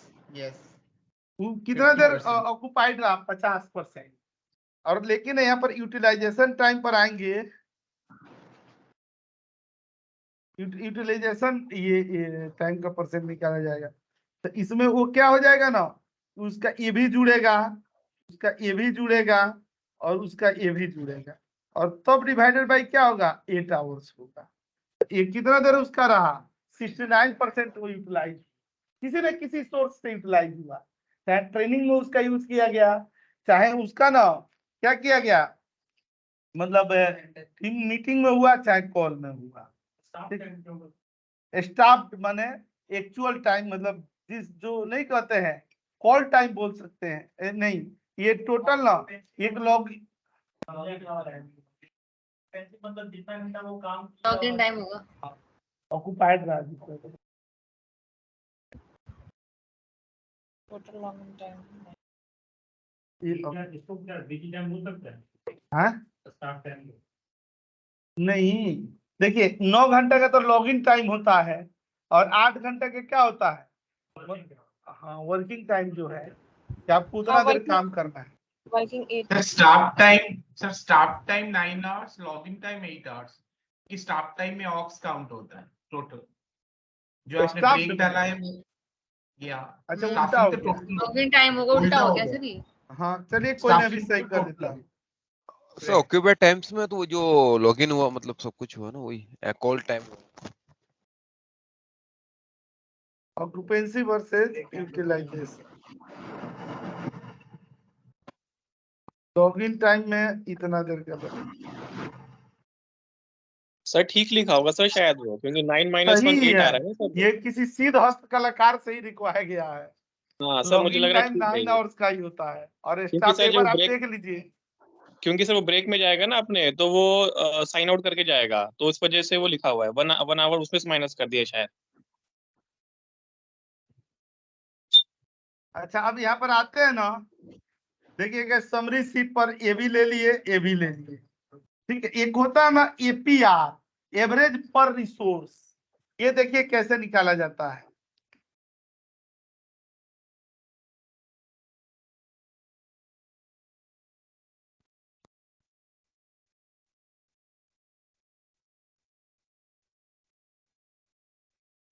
Average पर रिसोर्स, ठीक है। ये देखिएगा किस तरह से हम लोग निकालते हैं। ये देखिएगा ये डेटा दिया हुआ है, यहाँ से ना थोड़ा सा समझिएगा।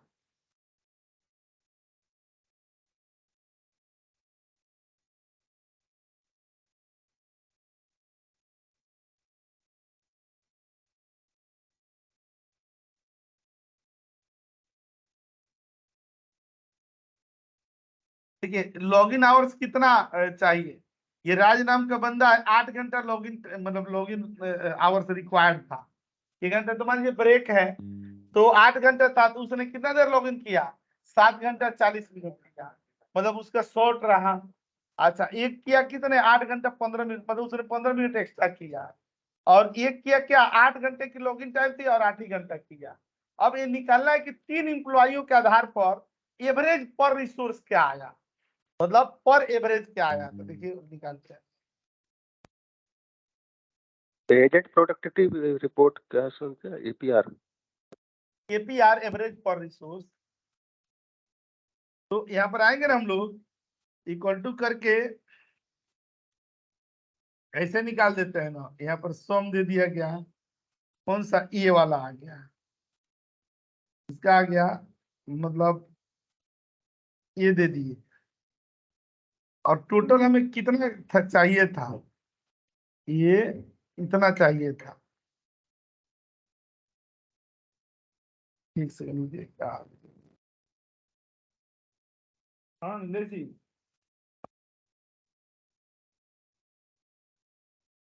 पेन ड्राइव आप आ गए हैं। हाँ तो वो ताहिर है वहां, मैं बोल देता हूँ।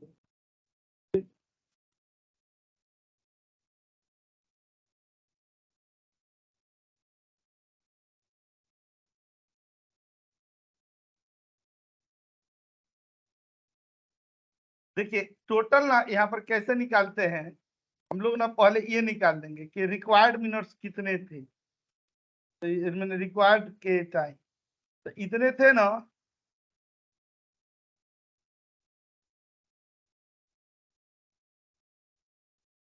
लोगों के ये रिक्वायर्ड आवर्स हो गए, आवर्स को सम करनी है, यहाँ सम करेंगे ना।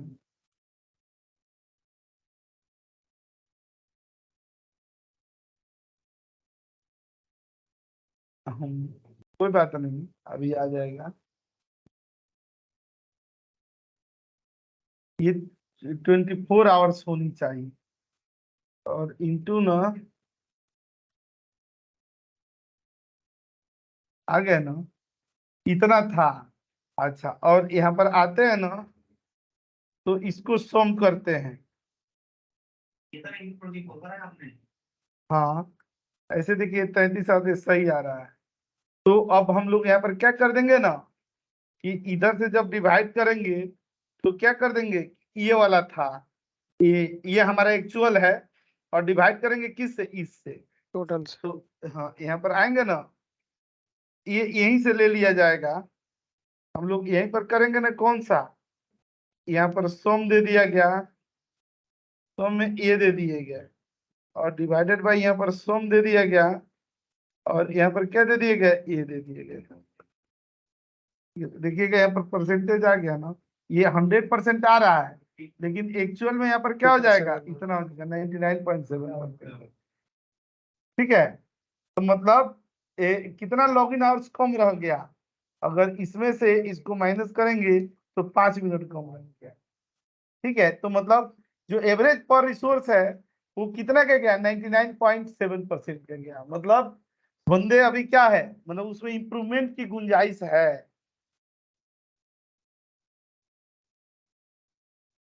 अच्छा, इधर आते हैं ना हम लोग समरी में।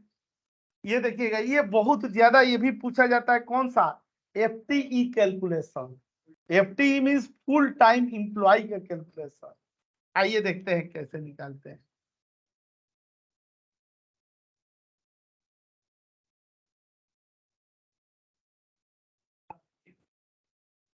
मैंने कहीं बोला क्या कंप्लीट होगा? देखिए यहाँ पर आ रहे हैं, ये क्या लिखा है, WFM ट्रेनिंग बेसिक पार्ट 1।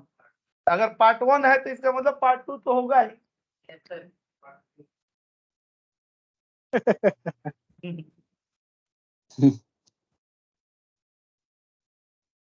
तो असली बाकी है।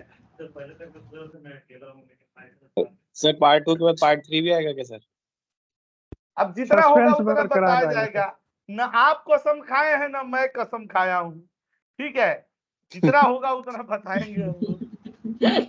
आज ये पहली कसम है, ये क्लास है, तो आज इतना सीख ले रहे हैं। इसके बाद जो अगली क्लास होगी, अभी तो उसी पर घनघोर अभी डिबेट होना बाकी है कि अगला क्लास किस दिन कराया जाए।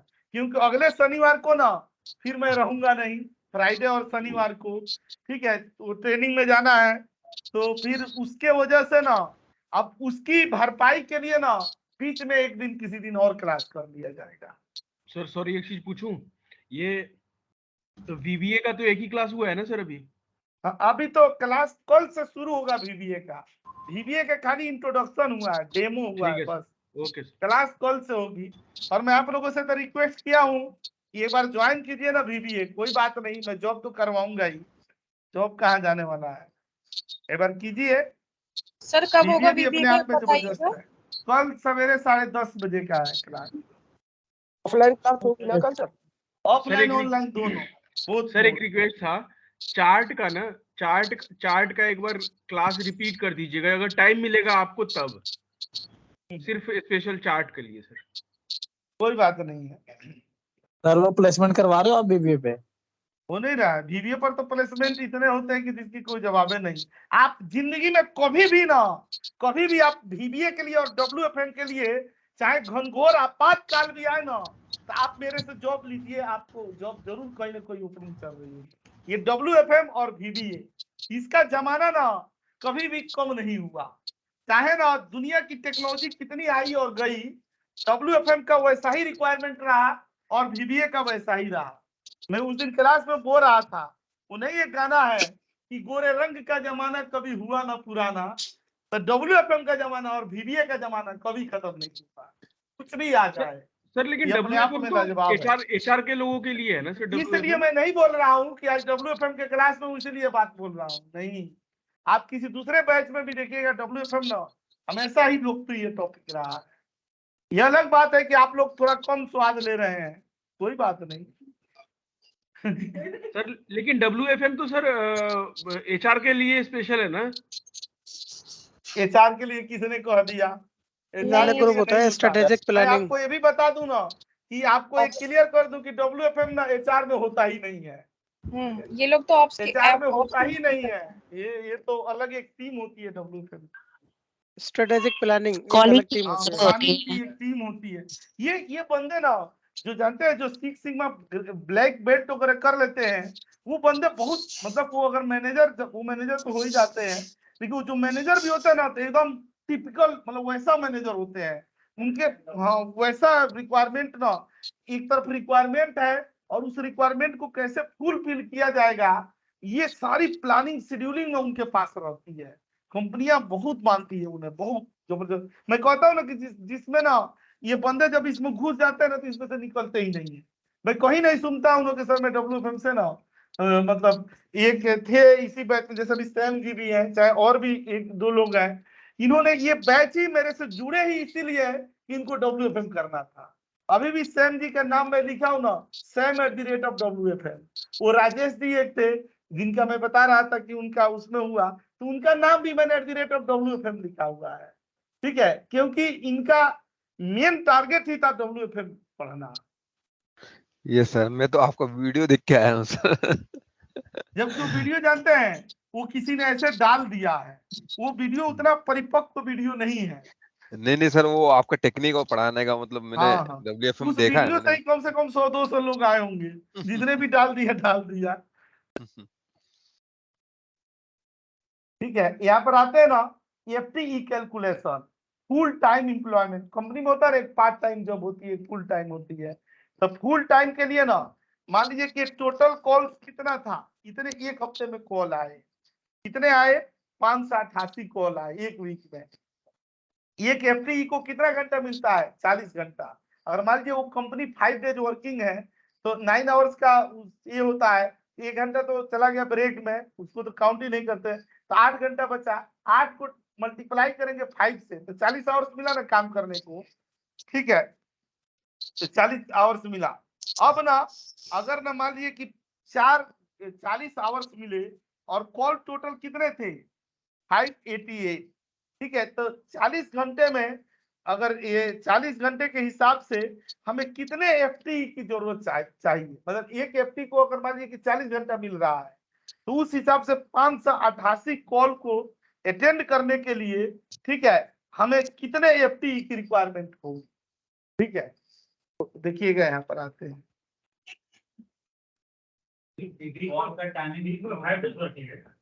हाँ वो टोटल कॉल टाइम 588 घंटा है सर।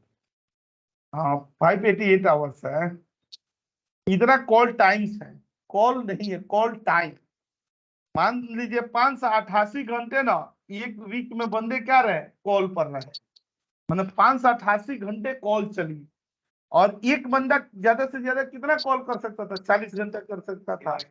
तो उस हिसाब से यहाँ पर कितनी जरूरत थी, यहाँ डिवाइडेड बाई ये दे देंगे ना, तो मतलब ये मान के चलिए क्या, ये पॉइंट में आ रहा है तो 4.7 FT 7, तो 7 तो कुछ होता नहीं है, इसको हम लोग क्या कर देंगे ना, यहाँ पर राउंड ऑफ कर देंगे और कॉमा 0 दे दीजिए।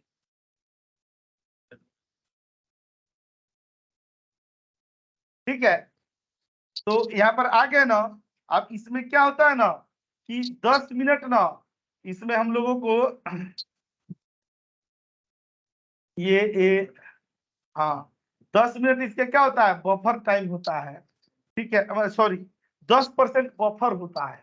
मान लीजिए कि 15 बंदे तो रहेंगे तो उस कॉल को ही अटेंड करने में लग जाएगा, लेकिन उसी में किसी को मतलब इमरजेंसी छुट्टी लेनी पड़ी, चाहे किसी का मतलब कोई घर पर फंक्शन है, चाहे कुछ छुट्टी उट्टी ले रहा है, तब तो 15 बंदों का काम है, हम 15 बंदे ही रखे हैं। ठीक है, इसमें क्या हो जाता है ना, इसका 10% टोटल FTE का क्या होता है, 10 से 15% बफर रखे जाते हैं। तो मान के चलिए कि ये हाँ एक्स्ट्रा बफर ऐसे हो गए, तो इसको अगर हम लोग किए ना तो 16.5 तो कुछ होगा नहीं, 0.5 किसी को थोड़े हायर करेंगे, या तो फुल करेंगे या ये करेंगे, तो वही इसमें भी यहाँ पर ना राउंड ऑफ दे दिया गया। तो मतलब ना उस डिपार्टमेंट के लिए कितनी जरूरत थी, लगभग 17 बंदों की जरूरत थी टोटल FTE। ठीक है, तो ये बफर में जो परसेंटेज हम ये ले रहे हैं, कंसिडर कर रहे हैं, तो ये क्या मतलब मिनिमम ये 15% या 10% के हिसाब से है या फिर ये फिक्स है? नहीं मतलब ओवरऑल ना परसेंटेज ना 10% का माना जाता है, माने कि 10% एक्स्ट्रा बंदे रखे जाते हैं। कोई कंपनी 15% भी रख देती है। ये कंपनी है जिसका नाम है RBS, royal bank of Scotland. कहा जाता है कि दुनिया की सबसे पुरानी बैंक है वो। तो उस बैंक में मतलब ऐसा होता है, इतना बढ़िया उनका ना मतलब ये सिस्टम है कि बैकअप का इतना जबरदस्त प्लान है कि उनका एक डेटा ना 3 जगहों पर सेव होता है। और उसमें एक ऐसा प्लान है कि उसमें ना जैसे किसी भी बंदे को ना कभी भी फोन आती है, मतलब रेंडमली में आती है, और उसको ना 21 दिन के लीव पर भेज दिया जाता है और बोल दिया जाता है ना कि ना तू ऑफिस का फोन उठाएगा, और लैपटॉप वैपटॉप सब जमा करा दिया जाता है। ऐसा नहीं कि उसको टर्मिनेट किया जा रहा है, ये चेक करने के लिए कि ये बंदा अगर चला जा रहा है तो हमारे बिजनेस पर कोई इम्पैक्ट पड़ रहा है। ठीक है, तो उसको ना, अब एक बंदे अपने यहाँ के थे वरुण जी, उनको क्या था, और वो जो लीव देते हैं वो लीव रहती है, ऐसा नहीं कि ऐसे दे दिए। अब इनको क्या थे कि अगले महीने में शादी होने वाली थी और उसके पहले वो कॉल इनके पास आ गई, ठीक है। अब ये ना 21 दिन में खरीदारी उदारी तो सब कर लिए, और जब शादी हो गई उसके बाद जब छुट्टी मांग रहे तो बोले तुम्हारा छुट्टी खत्म हो गया। अब वो रहते तब मेरे को सर पहले 21 दिन की क्यों छुट्टी दी गई? तो वो रैंडम कॉल आई थी वहां स्कॉटलैंड से, तो उसमें तुम्हारा नाम चुना गया, तो फिर मैंने मैनेज वैनेज कर करके उनको मैंने छुट्टी शादी के बाद मिली। तो वहां पर खाली यही चेक करने के लिए कि क्या हमारी प्लानिंग इतना स्ट्रांग है कि कोई हमें ब्लैकमेल नहीं बंदे करते हैं कि छोड़ दिए, बोल रहे हैं कि नहीं सर इतना सैलरी बढ़ाओगे तो तभी हम आप मैंने रिज्वाइन करेंगे, नहीं तो क्या होता है बिजनेस के डर से, क्लाइंट को भागने के डर से, चाहे क्रिटिकल रिसोर्स है इस वजह से उन्हें क्या करना पड़ता है कि बंदे की माननी पड़ती है बात, तो रिटेन करते हैं। इनके आरबीएस में ना कि आपको जब श्रद्धा हो जब इच्छा हो आप रिजाइन दे दिए, आपको शाम तक रिजाइन दे दी जाएगी, मतलब अगर चाहे तो आपका कोई बैकअप की वो नहीं, सब वो बना करके प्री प्लान रखा हुआ। तो आज के क्लास को ना हम लोग यहीं पर समापन करेंगे, क्योंकि ये प्रोजेक्टर ना वहां पर लगाने वाले आ गए हैं, ठीक है, तो हम लोग को यहीं पर खत्म करना पड़ेगा। तो मैं ये बता रहा था कि अगर ये क्लास मंडे को अगर मॉर्निंग के बजाय इवनिंग में की जाए, मॉर्निंग का जो बैच जैसे चलता है वो चलेगा, कोई नहीं, सबका अपना बैच वही रहेगा। तो अगर मंडे को इवनिंग में की जाए तो कोई प्रॉब्लम है? एक दिन के लिए तो मैनेज कर ही सकते हैं ना सर। विच मंडे? शाम को 8 बजे से लेकर के और 9:30 कमिंग मंडे 26 को। कमिंग मंडे 26 नहीं, परसों ही तो मंडे है। हाँ हाँ सॉरी, हाँ ये वाला था कमिंग मंडे। आप उसको कमिंग मंडे बोलिए या परसों बोल दीजिए, बात तो एक ही हुई। हाँ मतलब ठीक है, कर लीजिए। मंडे को ना मैं यहाँ पर लिख रहा हूँ, आप लोगों का ना आप समझ ही गए होंगे कितना इंपॉर्टेंट है। मंडे को हम लोग फिर मिलते हैं WFM क्लास के लिए, कब? 8 PM टू 10 बजे तक पढ़ लेंगे, कोई बात नहीं है जी सर। वो क्लास तो ऑनलाइन ही होगी, रात में तो इतना कोई आएगा नहीं, तो ज्वाइन कर लीजिएगा। ऑफिस वालों के लिए थोड़ी दिक्कत हो जाएगी। मैं घर से पढ़ाऊंगा सर जी, ऑफिस वालों के लिए थोड़ी दिक्कत हो जाएगी। सर एक दिन के लिए तो गुंजाइश हो जाएगा ना, रिकॉर्डिंग रहेगी क्लास की। सर जी ये टॉपिक सर वो डिले मत करो सर, वरना भूल जाते हैं। कल आप आ रहे कोचिंग में? हाँ मैं तो अभी भी हूँ, कल भी रहूंगा। ठीक है सर। आपने चेंज कर लिया कोचिंग? नहीं, वही